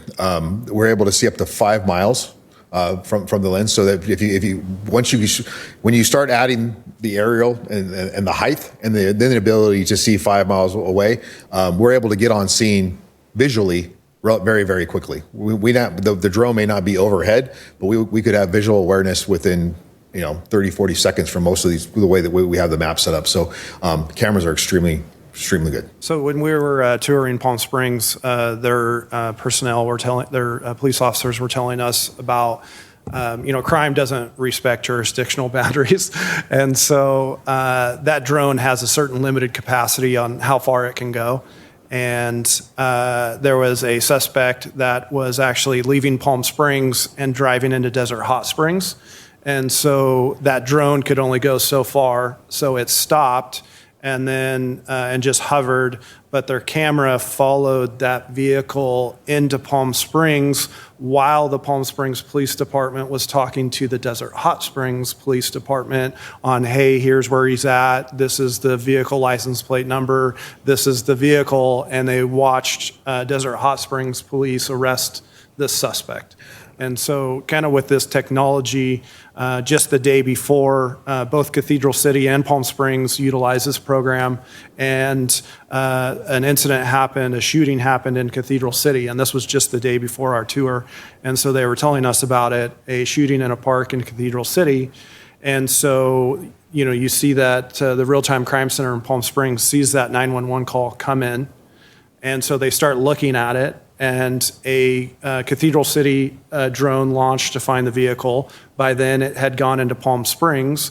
So a Palm Springs drone launched, found the suspect vehicle, and was able to follow that suspect vehicle. They went to a house in Palm Springs, and they dumped off the weapons to somebody else. And then they moved on to a different address in Palm Springs. Meanwhile, this is all being watched and video recorded, and it's treated like body-worn camera footage. So it's as if a deputy wearing a body-worn camera observed that activity. But outside of the drone technology, you would have never found the main key piece of evidence, the weapons. And it would have been a very hard thing to tie back without that key piece of evidence. So not only did you get the suspects that were involved in the shooting, now they led you to somebody else who took those weapons. And it's all recorded, and they're feeding the information to the officers in the field to go make these arrests. So, just even in a little bit of time that we spent with Palm Springs, really to hear Chief Mills talk about it was very valuable for, the Cove communities when we went and did our tour. So, Chief, where physically will the stations be where these drones are located? So we came up with some ideas. Well, I believe we'll have 2 here at City Hall. And then I believe there would be a third at the fire station by the Children's Museum. Those would be the 3 locations within Rancho Mirage. But you would have shared locations with the Palm Desert deployments because they have a radius. So you would have, I think there would be some at the Palm Desert City Hall, the Palm Desert Sheriff Station, Palm Desert City Yard, the Indian Wells City Hall, and that's it. Those are your locations. Okay, so the drones are located at various places around the cities of Rancho Mirage, Palm Desert, and Indian Wells, but the pilots are all located at the Real-Time Crime Center in Palm Desert, correct? Correct. So okay. all of these drones have the capability to be flown remotely from anywhere. We will have we intend, if approved, to have our own crime center here, right here in Palm Desert. But if we didn't, we could fly them from Riverside. We could fly them from anywhere as long as we had internet access. I guess it really doesn't matter where the pilot is located. It could be anywhere. Correct. Okay. Tell me more about something that the city manager just mentioned, which is, so these drones, they can only fly so far and they run out of battery time. They got to go back to the base to charge up. Yes. And so if a drone is following a suspect and that's starting to happen, the drone's got to stop. So how do you handle that with respect to the fact that we'll have drones at various locations around the 3 cities? Does another drone pick up from another location? How does that work? Yeah, so all of our pilots will be certified in basically a multi-flight licensing, so they can fly up to 4 drones at one singular time. When a drone becomes low on battery, you can give it a command remotely, and it will automatically fly home. So the pilot who's flying that drone can launch a second drone, send it to a location via wherever it wants, and then it send the other one home. So the other one's flying home remotely, monitoring that flight, and then taking over with the secondary drone. Okay. And we also know now that there are similar programs, drone as first responders in Cathedral City and in Palm Springs.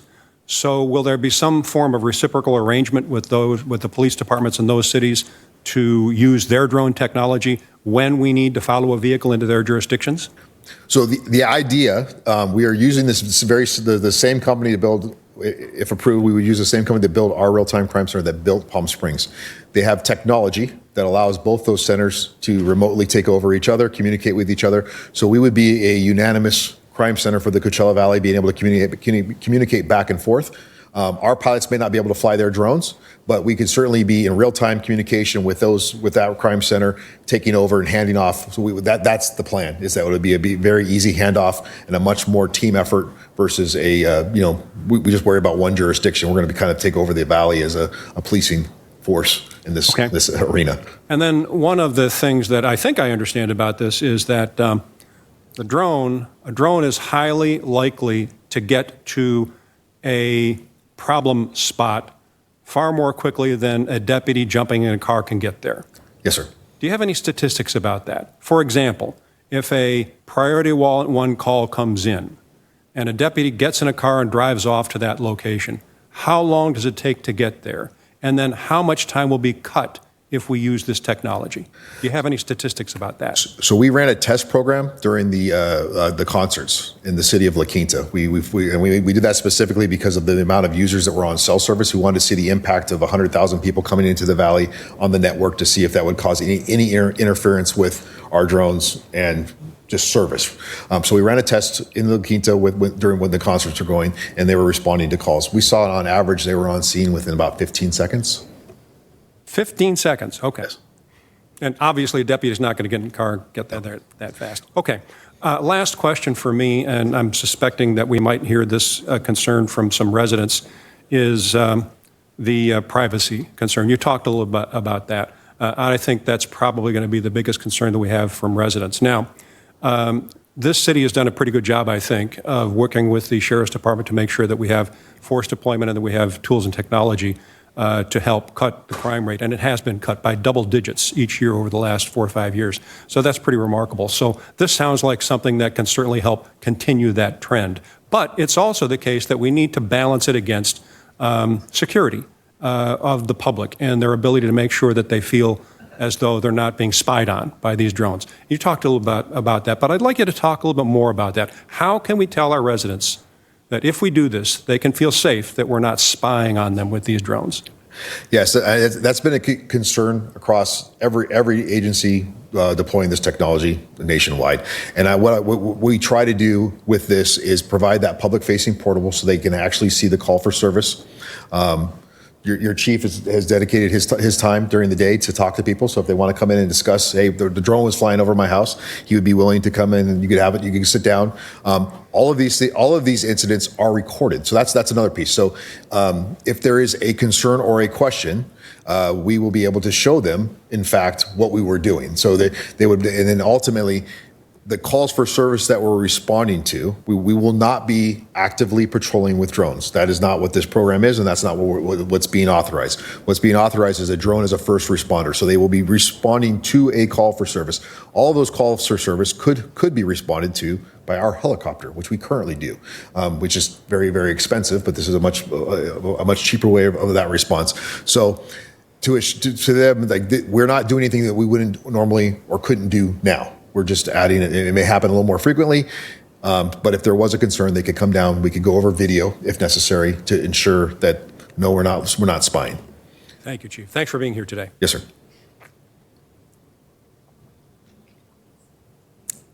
Thank you.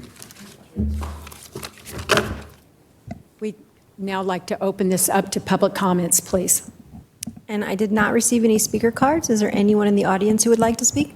Okay, please step up and state your name.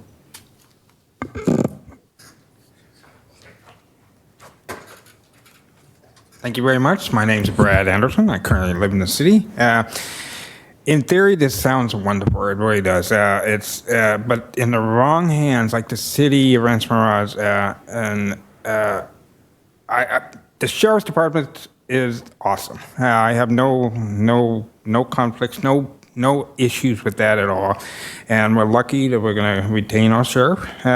But anyway, but my city government, I don't trust them with this type of technology. And I guess I'm just going to bring up a couple items very quick. Line of sight. I know Palm Springs went through a process to get this first responder type, I guess, approver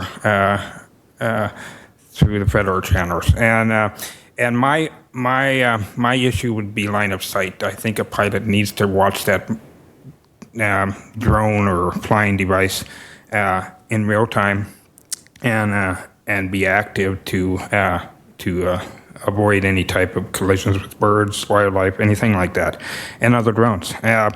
And I know Palm Springs had spent a lot of money in impacting their residents with this type of technology. And I think it's just feasible that if you're going to have a first responder type drone, that it should follow the police car and make sure it gets there safely. It would be more proactive that way and actually run the grids of the streets versus flying over private properties. It may just be, especially if you live close to one of these locations, you're going to have drones taking off and landing all the time. And if they only last 15 minutes, I would imagine there'll be a battery swap out, and I don't think these devices that house these units can do that, but maybe they can, or they're going to be a person that has to do that. So I think it's reasonable to have these devices, if they're being used, fly over the streets, over the city streets versus over private property, and just the inconvenience of having noises, and if you have animals, that would be an issue.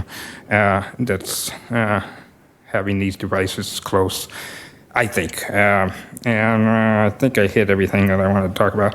But right now, I'm opposed to this, and just the line of sight. I think the operator should be able to see the device and not control it from potentially out of the county. Thank you. Thank you. Is there anyone else who would like to speak? That was the only speaker. Thank you. So Mayor, this was just a discussion item, so there's no formal action that we're going to take today, but just to clarify, no city staff or council members have access to this technology or any other law enforcement technology. It's only with the sheriff's department. Thank you. Next item on the agenda, public hearings.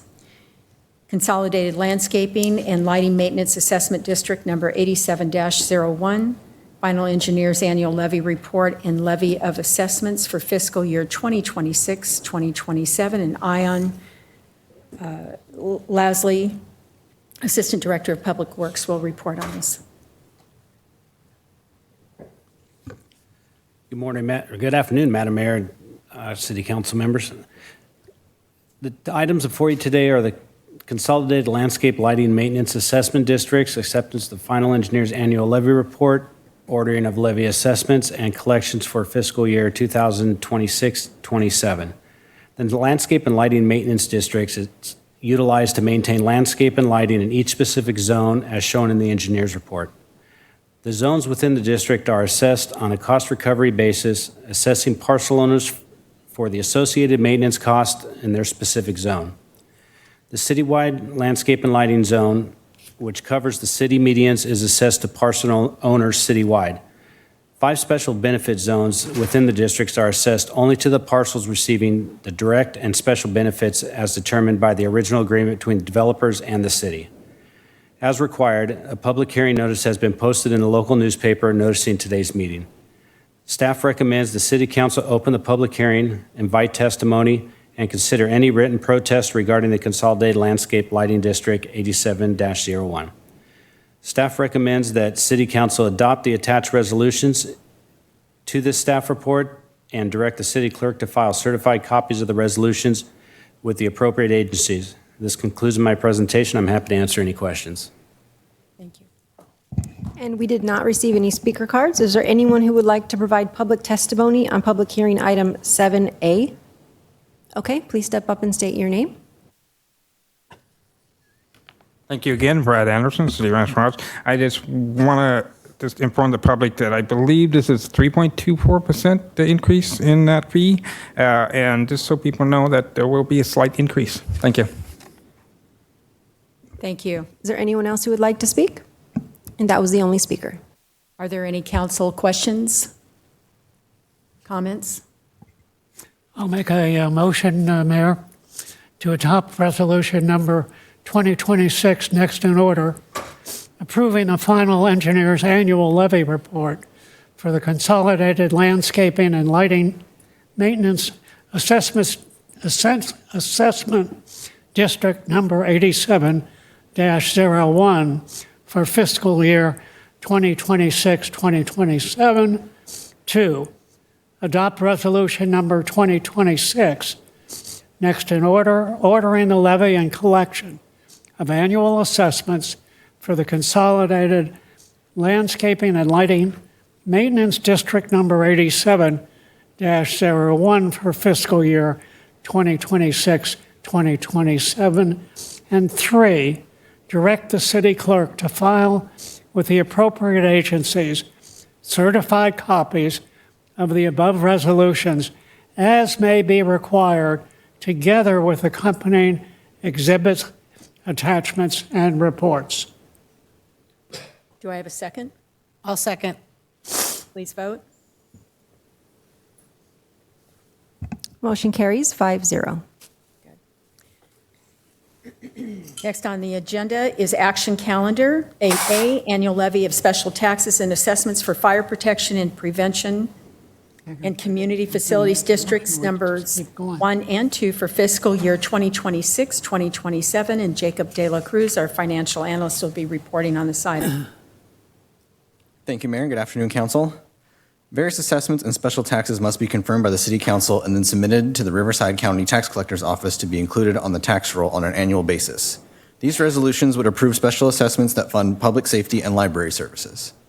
The fire and fire excise special assessments are $60 and $13.66 per dwelling unit, respectively. Due to Prop 218 restrictions, the proposed fiscal year 2026-2027 amounts remain the same as the previous year. The CFD number 1 assessment is determined by a mathematical formula that was established by the enabling ordinance. That formula takes the actual expenses and revenue generated for public safety and results in a net cost that is then apportioned out among the various parcels. The fiscal year 2026-2027 assessment for residential dwelling unit is proposed to be levied at $494.09. The commercial rate, which is based on square footage rather than per dwelling unit, is proposed to be levied at $1.08 per square foot.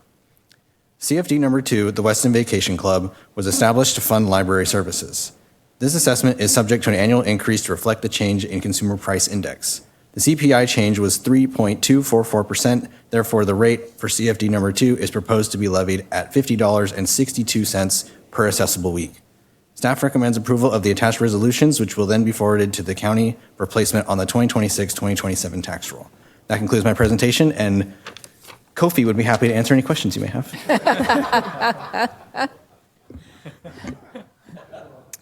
And we do not have any speaker cards. Is there anyone in the audience who would like to Good speak? for you, Jacob. And no speakers. No speakers. Any council comments or questions? I'll make the motion.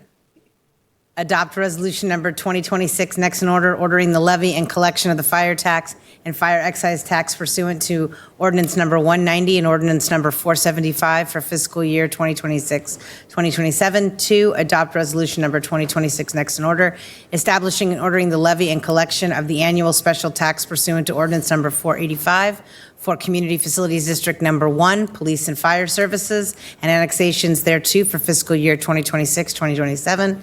And 3, adopt resolution number 2026 next in order, establishing and ordering the levy and collection of the annual special tax pursuant to ordinance number 767 for Community Districts Number 2, Weston Vacation Club, and annexations thereto for fiscal year 2026-2027. I'll second that. Please vote. And motion carries 5-0. Next item, 8B, Annual Park Maintenance District Special Tax Levy for fiscal year 2026-2027. Ian Lasley will be reporting on this item. Good afternoon again, Madam Mayor and City Council. The item before you today is the Park Maintenance District Special Tax Levy for fiscal year 2026-2027. In 1998, Rancho Mirage residents approved a special park tax to fund the maintenance of Rancho Mirage city parks. The park tax is levied equally to each residential dwelling unit within the city, regardless of value.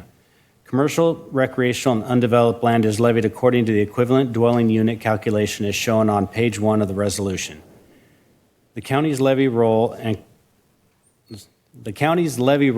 tax collects the park tax on behalf of the city.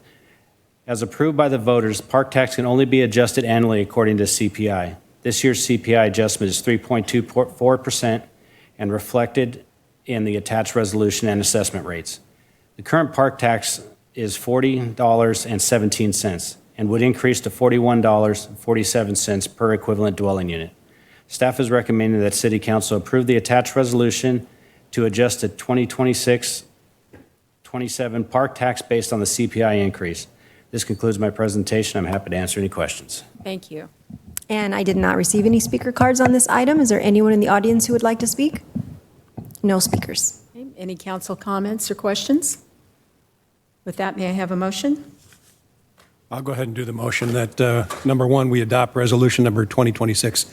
Next in order, ordering the levy and collection of the park maintenance special tax pursuant to ordinance number 685 for fiscal year 2026-27. And number 2, direct the city clerk to file certified copies of the above resolution and accompanying exhibits, attachments, and reports with the appropriate agencies as required. May I have a second? Second. Please vote. Motion carries 5-0. Thank you. Next item, 8C, initiation of assessment district proceedings for Vista del Sol Street and Waterline Improvement District. It's number 31-26. Tyler Folks, Senior Management Analyst, will be reporting on this item. Excellent. Good afternoon, Mayor, members of the City Council. Before you today are the initial proceedings related to the proposed Vista del Sol Street and Waterline Improvement District. An assessment district is a financing mechanism authorized under California law that allows public infrastructure improvements to be funded by the properties receiving a special benefit from those improvements. Under Prop 218, assessments must be allocated proportionally based upon the benefit received by each parcel. And ultimately, the affected property owners determine whether the district moves forward through a weighted ballot proceeding. The proposed district for Vista del Sol would fund roadway and water infrastructure improvements within the Vista del Sol area. These improvements include roadway construction, curb and gutter improvements, drainage improvements, and upgraded water infrastructure intended to improve long-term reliability and service capacity for the area. As part of the proposed financing structure, the city would provide advanced funding for the project using available city funds currently invested through the Local Agency Investment Fund, commonly referred to as LAIF. Property owners within the district would then repay those costs over time through annual assessment installments placed on the Riverside County property tax roll. The repayment structure would include an interest component consistent with the LAIF rate at the time of financing. The engineer's report also identifies a portion of the roadway improvements provide a general public benefit beyond the district itself. Consistent with Prop 218 requirements, the city would contribute approximately 20% of the roadway improvement costs, estimated at approximately $706,000, through a combination of cash and in-kind contributions. This reduces the portion allocated to district property owners. If the council approves initiation of the proceedings today, staff will continue public outreach efforts, including an informational meeting with affected property owners, followed by the Prop 218 noticing and ballot process. Ultimately, the property owners within the district will determine whether the district moves forward through the weighted ballot proceedings required under Prop 218. This concludes staff presentation, and staff are available for any questions. Thank you. And I did not receive any speaker cards on this item. Is there anyone in the audience who would like to speak? Okay, please step up and state your name. Hello again, Brad Anderson, City Rancho Mirage. I think this is fine. I did write some comments that I submitted earlier into the public record on this topic. I just hopefully I have no qualms about these residents of this of our city doing this or attempting to do this, but I would urge you to possibly see other avenues to improve those streets and versus going through the city. Just because I have issues with the city government as is, and the long-term repairability of the property owner paying us back will be immense, I believe. Now, the staff report, I was hoping that they would go into a little more detail about the 20%. Roughly $700,000 that the city will be paying for these road improvements. And also, my understanding is the city will be financing $5 million. Or being responsible for the $5 million to get this project completed. So that's a big chunk of change. So I think going forward, I think every resident that's involved, meaning everybody, every taxpayer, and the city should kind of be involved in this process too. And that's all I have. Thank you. Thank you. Is there anyone else who would like to speak? That was the only speaker. Are there any council comments or questions?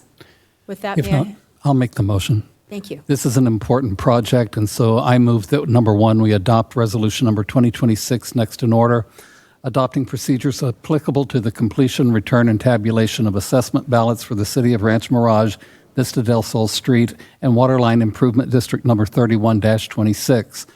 2, adopt resolution number 2026 next in order, preliminarily approving the engineer's report in connection with proposed Vista del Sol Street and Waterline Improvement District number 31-26, and setting a time and place for hearing protests pursuant to the Municipal Improvement Act of 1913 and in accordance with Article XIID of the California Constitution. And 3, adopt resolution number 2026 next in order, declaring intention to order improvements for proposed City of Rancho Mirage, Vista del Sol Street and Waterline Improvement District number 31-26 pursuant to the Municipal Improvement Act of 1913 and in accordance with Article XIIID of the California Constitution and taking certain other actions in connection therewith.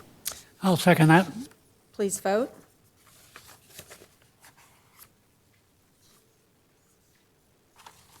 Motion carries 5-0. Next item is 8D, solid waste and recycling collection and disposal rates. Jessica Pullum, for our Deputy of Sustainability, will report on this item.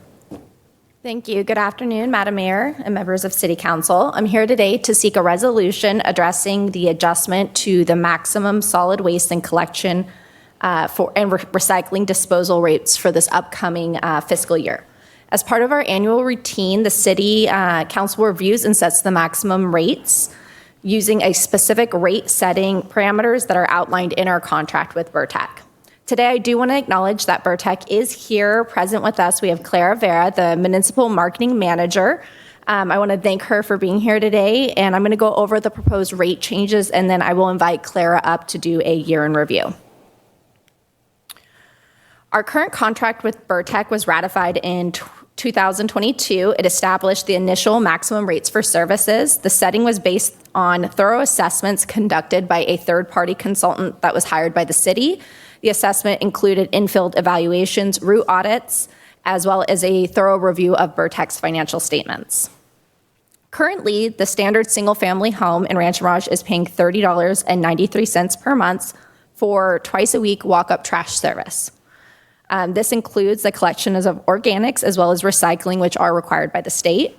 This rate is a combination of collection, processing, and disposal fees, which are adjusted annually based on the CPI, a reconciliation of the previous year's actual disposal costs, and commodity market pricing for recyclables. Displayed now is the proposed rate adjustment. There is a $1.29 rate increase, and breaking that down, the CPI, which you've heard from several staff members now, did adjust this year. And so per our contract, we cannot adjust more than 5% per year, but the CPI is at that 3.28, resulting in a 88 cents increase for collection and a 13-cent increase for processing. The disposal fee is linked to what the county charges for solid waste disposal, and that is increased from $75.83 per ton to $78.86 per ton, which came to an increase per customer of 7 cents. Additionally, there was a decrease in the recyclables credit that we receive of 21 cents, and this was due to a decrease in commodity values. Specifically, a large one was there was a decrease in the value of cardboard. Taking all of this into account, the total residential rate will rise from $30.93 per month to a maximum of $32.22 per month. This represents about a 4% increase for the standard level of service in Rancho Mirage. There is a comprehensive list of all the residential and commercial rates attached as Exhibit A to the resolution. At this time, I'd like to ask Clara to come up and to give a year in review. Thank you, Clara. Good afternoon. Good afternoon, Mayor, Madam, distinguished members of our council, staff, and the delightful city of Rancho Mirage. Thank you for having us. We put a very brief presentation for you all and the community to really look at the services as a year. So we look at services and programs annual, which is the way that the city and the department is required to report to the state. So we look at the annual year of 2025. So we will do a brief recap on all of the participation from our residential community and our business community and what that looks like for us. So very brief, a year in review. It includes public education and outreach, 1383 compliance update. I'm going to use this time as well to do a very important fire safety plug for the communities, and then we'll talk about resources. So organics, we continue to do really well. We're pacing, I consider SB 1383 still in its infancy stages. I don't think that we've reached our terrible twos yet with Senate Bill 1383, which just means that we're still acclimating as a community on what organics, waste, and disposal means for us. We are doing really great in the city of Rancho Mirage. We are consistently using the programs, and that is shown here by what we are diverting from the landfill.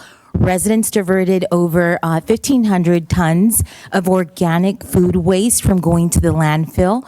Businesses continue to also hold steady, diverting organic material from the landfill. Roughly 5,370 tons from going to the landfill, which is really the justification for Senate Bill 1383. And just briefly here, the win for us in one example, which I think is very useful so that we can put it down into common terms, that 1,522,000 tons of organic waste going from what would have been the landfill now going to the compost facility is roughly about 99 to 165 cars of greenhouse gas emissions from being on the road. So way to go, City of Rancho Mirage. Continue to use your green waste container and continue to shift the materials from going to the landfill, which is really the epitome of Senate Bill 1383. So big win for City of Rancho Mirage to continue and consistently use a program, which is what we see here in these numbers. Recycling, pretty steady as well, 1,000, a little bit over 1,400 tons of dry recyclables material. And for the purpose of Senate Bill 1383, I'd like to clarify that, yes, everything is required to be recyclable, but you hear us often, your team, Jessica, refer to food waste versus dry recycling. So organic green means all your food waste, your landscaping waste. And now with Senate Bill 1383, we're also saying dry recyclables, which is your blue bin, which is your shampoo bottles, your detergent bottles, your milk jugs, your orange juice jugs, the cardboard, all of your Amazon boxes that you get. That is now what we're referring to dry recyclables. And then we moved over to our free household hazardous waste program, which was really neat to see that we had a little over 80 more participants in 2025 using the household hazardous waste program, which is really good. That means that the education and outreach is really hitting home, no pun intended. And that's really important for us in the trash sector, as we have seen an increase trash truck debris fires in our communities, and that's proving to be very costly for us. And not only that, but it's really a safety concern, not only for our drivers, our communities, but also our fire heroes who have been working very closely with us. So 690 times our residents called us to pick up batteries, prescriptions, sharps, used oil, and that's included in your rate. And so thank you for keeping our communities not only clean and safe, but making sure you're not disposing of those items down the drain and really preventing some of these fires that continue to happen. And we also have a great program. It's called Bulky Item Pickup, and that's what keeps the city clean and beautiful, and really a reduced amount of illegal dumping that happens typically in jurisdictions. So we had 4,686 residents that enjoyed the Bulky Item Pickup. That's also free, included in your services. And what is Bulky Item Pickup? That means that you either call us or email us and tell us that you got a new mattress that you're really excited about trying and sleeping on, and you want us to pick up your old one. And so it doesn't have to be just mattresses. It could be an old bookshelf. It could be a chair. It could be a refrigerator, any of those items that typically wouldn't fit into any of your cart systems. And then we also worked really hard last year working with your excellent team in providing education and outreaches, which is really focusing on contamination for businesses, participation in businesses, which we really don't trend to have challenges here in the city of Rancho Mirage with our businesses. They are natural stewards of using the recycling and organics programs. And we visited your businesses 1,569 times. And that's live visits, site visits, that doesn't include emails and all of that. So some outstanding work being done by everybody on the team. And just as a snapshot to those bulky item pickups, some of the big active programs that we have, 464 mattresses were kept off your streets, 664 white goods. That's an old trash term. Previously, refrigerators and washers were white. Now they're stainless steel or silver. But for the purposes of this item, it's metal goods. So we picked up 664 metal goods from our residents. 110 Sharps containers were also deployed and used, and 15 gallons of used oil. So we have an avid resident who still changes their oil in their car at home. So I think it's still exciting, and you keep somebody from digging a hole and putting the stuff in the dirt or draining it. So it's good to see these numbers, and really the goal in these slides is to show the active participation in the programs that you provide to residents and commercial businesses, and really look at it from that perspective that they are actively being used by our communities. And so we had another very lively year. A lot of these information pieces that we work with Jessica, your director of sustainability, and her team are required by the state of California. We try to make them fun and more interesting. We do get really great feedback and people who will call us and ask us to print them out so that they can hand them out to their neighbors. And so, this is just really a snapshot. But again, we're really focusing on continuing our efforts with Senate Bill 1383 as it means on contamination, making sure that folks are putting the right items into the right bin, which is another regulatory requirement of Senate Bill 1383. And then also as well, active participation, making sure that we are putting our food waste compostable items into that green bin. And so a look ahead, we have some really neat events coming up. The next one's October 8th. The city puts on a sustainability event. So we welcome all residents to come by and do their shredding and all of their sustainability items. I will use this time also to really shout out the city of Rancho Mirage and the exceptional team, Jessica, and also Jessica and your team. You guys have really coined a regional Earth Day event that I can't stop talking about, especially as we lead it into this event, that is really changing the way that the young ones, the families are looking excited and looking to change the behavior of how they view trash and how they view recycling. And that event is talked about all the way to Mecca. I tell all of our jurisdictions to make sure that they bring their families out because it's an exceptional event that really is there at the forefront of hands-on projects for the kids and the parents to really good. So big kudos to the city and to your director of sustainability, Jessica, who's a pleasure to work with and is really the visionary in putting this regional event that is not just local, but regional. I mean, I have family and friends that I tell to come out and visit that gorgeous library of yours. And so we'll move on. Outreach still focusing on a lot of these elements that are required by the regulatory language.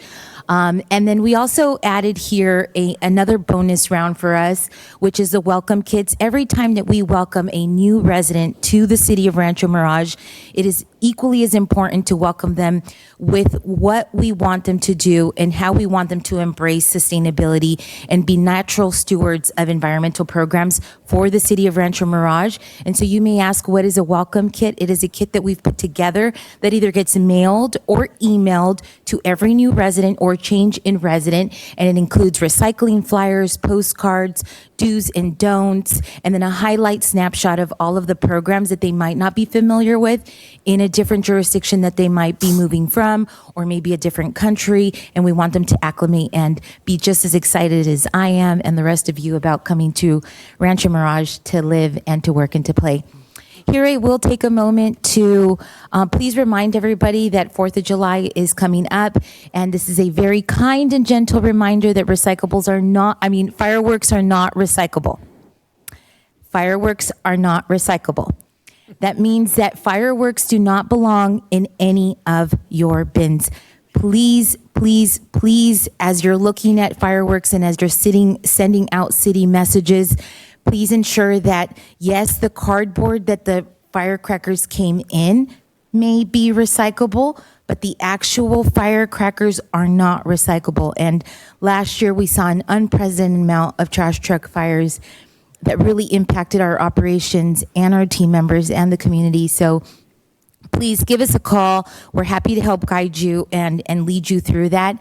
And also hazardous waste. We're seeing an increase in lithium batteries still being very active in in their use. So they might not have the full cycle of what you are using them for, but once you place them in any one of our streams, they do conduct those fires and become explosive. And so lithium batteries is one of those things where we're really watching closely. Compliance, you are at 100% compliance. No doubt, no quorums there. Thank you to all of our businesses who welcome our coordinators, our staff, city staff on doing the right thing, and they do it so naturally, and they're always so open and receptive. Even as they're making changes through their summer shifts, they are open and receptive to making sure that they remain compliant. And I know Cal Recycle is a big fan of your sustainability department, and they often reach out to your director of sustainability and our programs to see how you guys are leading the way and why everybody here naturally wants to participate. So big kudos. Big snapshot here of all of the free resources that we provide to our restaurants, our shopping centers. We provide free posters, free training. We provide AB 827 labels for any of your front of house items. That is always a delight to see out and about. Call us, email us. We're happy to give you any of these. And with that, thank you. Thank you, City of Rancho Mirage, for being exceptional. Thank you. And we so respect our partnership with you. And thank you for working so hard with Jess and Jessica. Yes, Jess and Jessica, Jessica yes. Squared, as I call them. Oh, I like that. Okay. Do we have any public comments? No, I did not receive any speaker Wonderful. cards. Is there anyone in the audience who would like to speak on this item? Okay, thank you. Please step up and state your name. Oh, I'm sorry. Hi again. Thank you, Brad Anderson. Just a few things just to let everybody know. I believe we're looking, or most people are looking at a roughly over 4% increase total. And I heard conflict between the CPIs, very slight. Anyway, I think I read that in the staff report too. I just want to let people know Vertex great. I had issues with them for over a year, and I had to read through the contract to prove my point.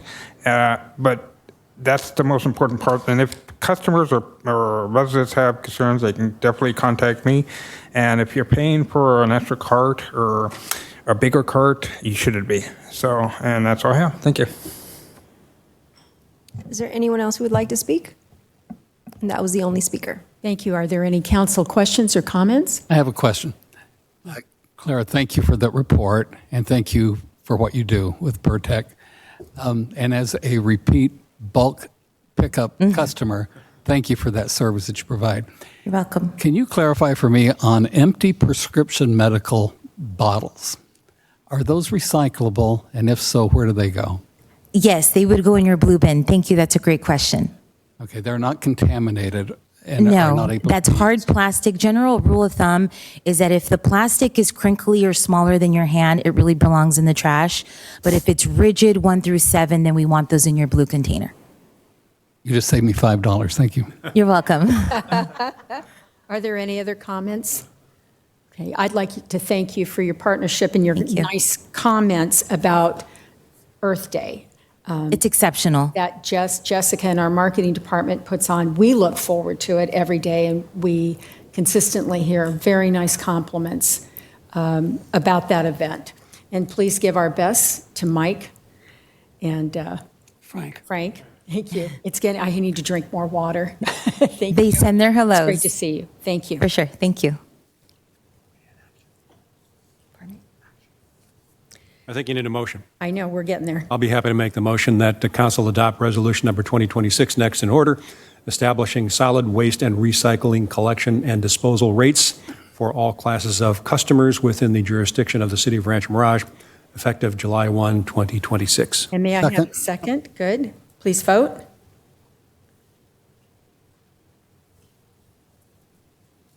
Motion carries 5-0. Next item on the agenda, 8F, November 3rd, 2026, general, what did I do? 8E. I'm sorry, 8E. Excuse me. Authorization of submittal of Cal Recycle grant application, Jessica Pullum, Deputy of our Sustainability Department. Thank you.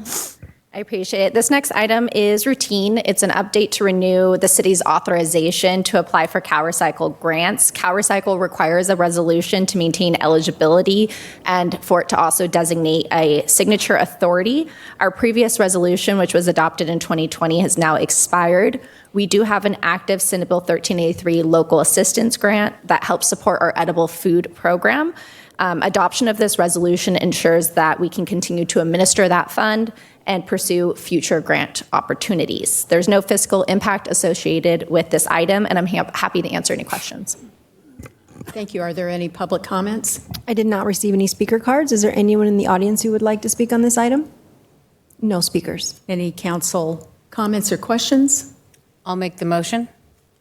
Adopt resolution number 2026, next in order, authorizing the submittal of applications for all CalRecycle grants for which the city of Rancho Mirage is eligible. Second. Please vote. Motion carries 5-0. Now we're going to 8F. November 3rd, 2026, general municipal election. Chrissy Ramos, our Madam City Clerk, will report on this item. Thank you, Honorable Mayor and council members.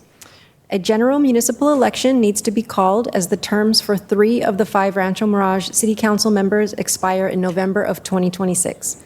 The City Municipal Code requires that the city's general municipal election be held on the first Tuesday after the first Monday in November of each even-numbered year to coincide with the statewide general election.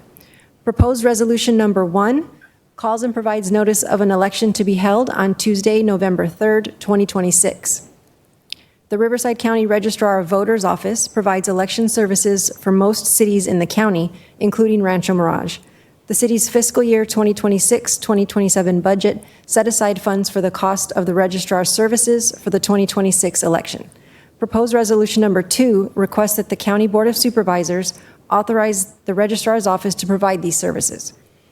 Each candidate for city council may prepare and submit a candidate statement to be included in the voter information guide in accordance with California Elections Code regulations. Proposed resolution number 3 outlines these regulations and provides that the city will pay for the costs of printing a candidate statement. It is recommended that you adopt the 3 subject resolutions to call the election, request county services, and set candidate statement regulation. That completes my report. I can take any questions, and I could also open and take public comments if you'd like. I did not receive any speaker cards. Is there anyone in the office who would like to speak? Please step up and state your name.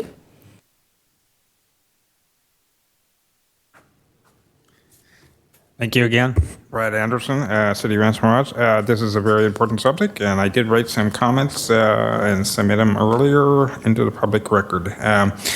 I was hoping that the staff report would include the price or expense paid for the register of voters to do this year. I think it was $114,000 for the last time you for a special election, but I would be interested in that cost. But I understand you don't have to answer questions. But and I hopefully we have I don't know, a lot of people that really want to do this and apply, and definitely keep notes of your interactions with the city officials and appointments, and hopefully somebody that really wants to do this can do this. Thank you. Thank you. Is there anyone else who would like to speak? That was the only speaker. Thank you. Are there any council comments or questions? With that, may I have a motion? Sure, I'll make a motion to adopt resolution number 2026, next in order. Excuse me, calling and providing notice of a general municipal election to be held on Tuesday, November 3, 2026, for the election of 3 Rancho Mirage City Council members for 3 full 4-year terms. 2, adopt resolution number 2026, next in order, requesting the Riverside County Board of Supervisors permit the Riverside County Registrar of Voters to render specified services to the city of Rancho Mirage for the city's general municipal election to be held on Tuesday, November 3, 2026. And 3, adopt resolution number 2026, next in order, adopting regulations for candidates for elective office pertaining to materials submitted to the voters for the general municipal election to be held on Tuesday, November 3, 2026. I'll second. Please vote. Motion carries 5-0. Before we go into item number 9, non-agenda public comments, we're going to take a 5-minute recess, please.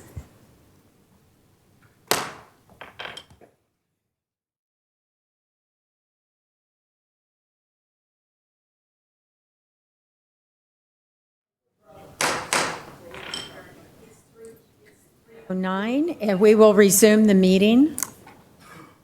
We'll now open it up to non-agenda public comments. This is an opportunity for the public to speak on issues not on the agenda for a maximum of 3 minutes per speaker. Madam Clerk? First speaker is Patrick Lowry.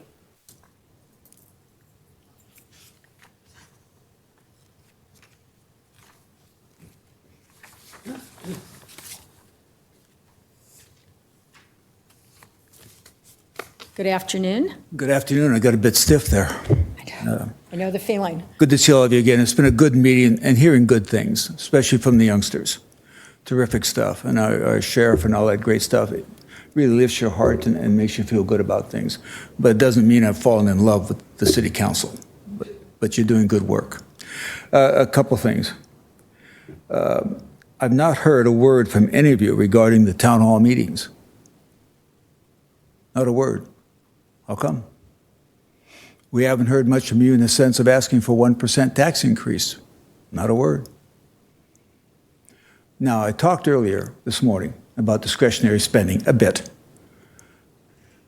It's amazing how much money we spend that we don't need to spend. And I talked about the medical plan. Take a look at that medical plan. And it doesn't mean you're taking benefits away. It means you're being smarter about how you work with benefits. We can't spend the money we spend over what the plan pays. That's ridiculous. Nobody does that in this valley. And there's not a single entity in this valley that doesn't have contribution toward a medical plan. Not one. Now, the other thing I kind of tried to draw on was the issue of look at yourselves. You're the highest paid city council in the valley. And I compared you to Cathedral City, because that seems to be about the lowest.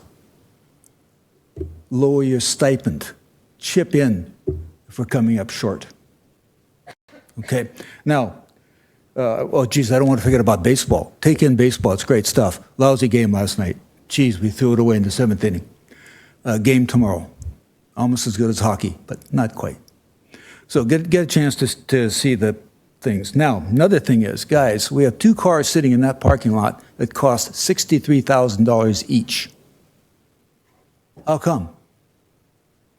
You guys need $60,000 cars? 2 cars, $63,200 each. That needs to be looked into to find out what that's all about. And it points to something that really does bother me. Guys, it's like asking for 1%. That's like an open door to you folks to spend more money. That's what's important about that 1%. LA turned down the 0.5%, I think, at this election for tax increases. Guys, I hope the city will never support giving you more money and looks forward to seeing you guys find ways not to spend so much money. Thank you very much for your time. Thank you. Susan Ragsdale.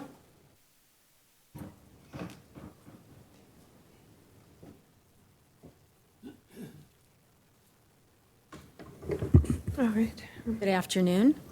Hello, good to see you. Happy June, everyone. It's a very disappointing feeling that after all these years I keep coming here and nobody responds to me. I can't tell you how horrible it is.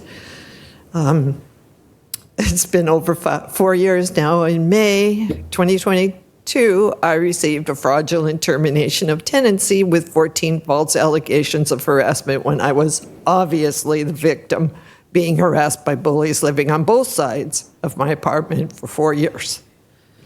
And I'm not happy about it. And ever since I got that termination of tenancy, I've been hyperventilating. I don't know if you can hear me back there. I'm, people notice.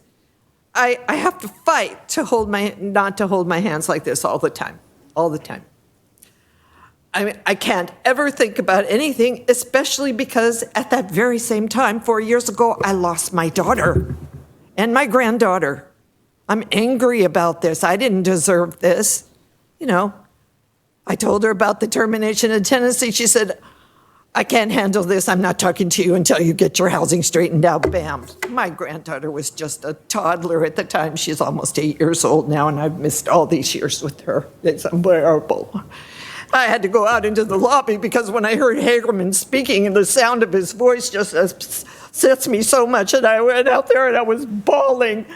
All this time, I have not been able to cry, but for some reason, the last couple of months, I'm able to cry, and I just wail. I wail over this. This is what I call my case. It has never been a lawsuit against the city, but it could be, but I don't want to go to court and fight the city, because if that's the case, then I'm going to get screwed even worse, and I know it, so I never did. With all my paper trail from Whispering Waters, I gathered up some black and white and some color copies that I had extra, and I made a binder for you since you will never let me present my case. The most important thing is this, that in July, after my termination of tenancy, I turned in 7 copies of all these video freeze frames of the bullying to each member of the city council. My plan is to create a newsletter. I'm going to do it so that at the beginning, like this that I did for UCLA, it's 2 pages. I can maybe do it in 1, but anyway, I'm able to do that. And I'm going to distribute them at all the events, the farmers markets, everything at the amphitheater and the library. And I am going to tell the entire city about what has happened to me because it's terrible. It's let her eat cake. Let her eat cake, right? Let the Susan, I'm for your sorry. comments. I'm not well, and this is the city's fault. I'm so sorry. Wally Melendez?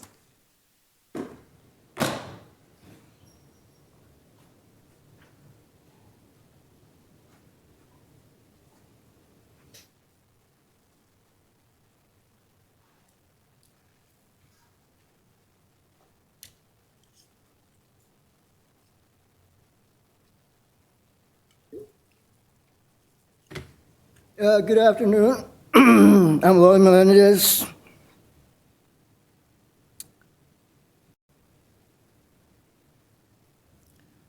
Donald Trump and Elon Musk want to take control of this country and destroy its people.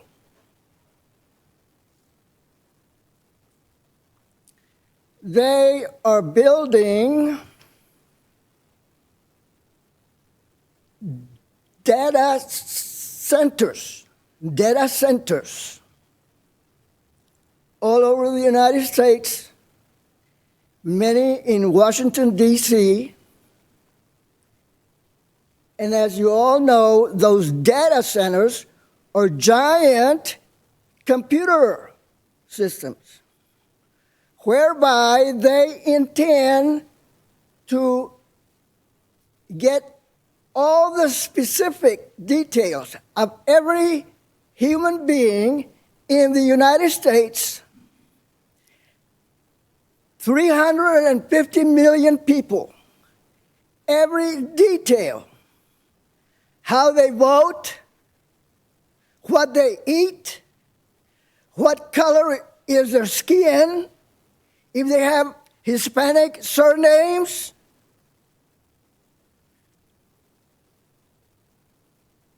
That man, Elon Musk,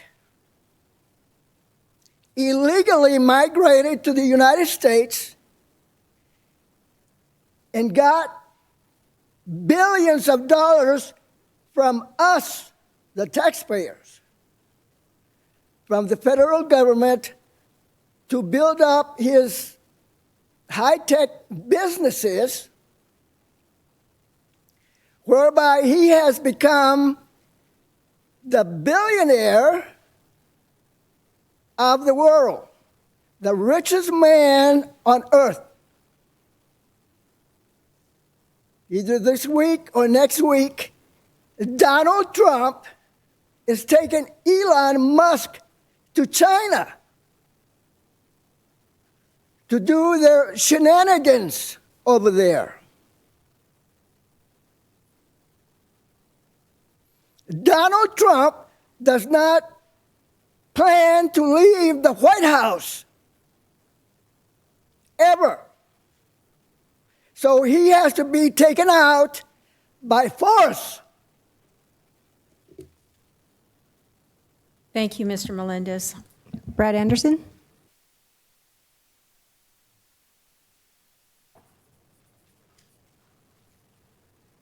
Hello, Brad Anderson. This is not agenda public comment.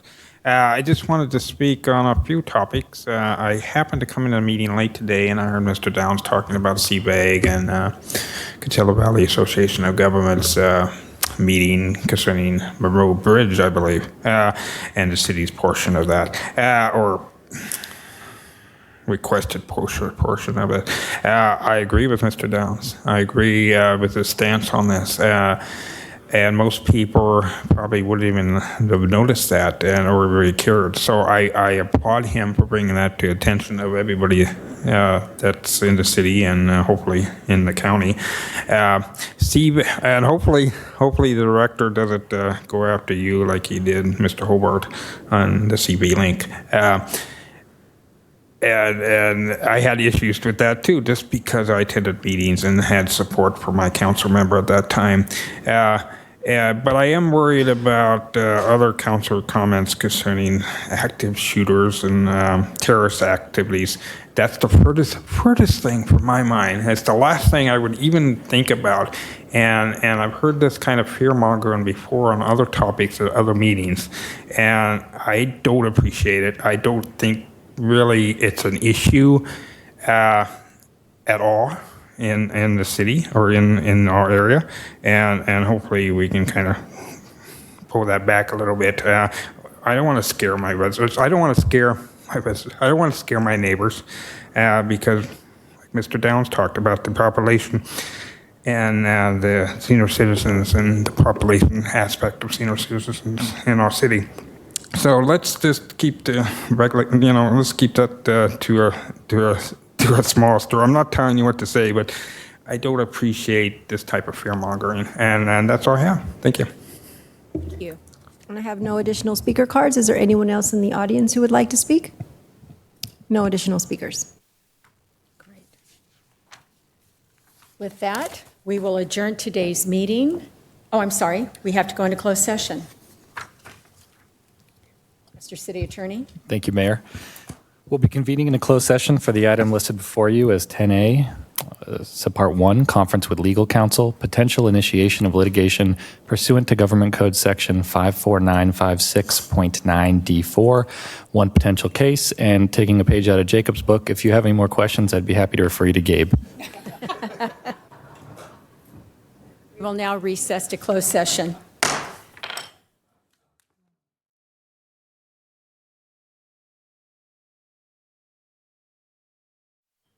We are reconvening from closed session, and I'll ask the city attorney to report. Thank you, Mayor. No reportable action taken today. Very good. We are now adjourning at 4:12 p.m.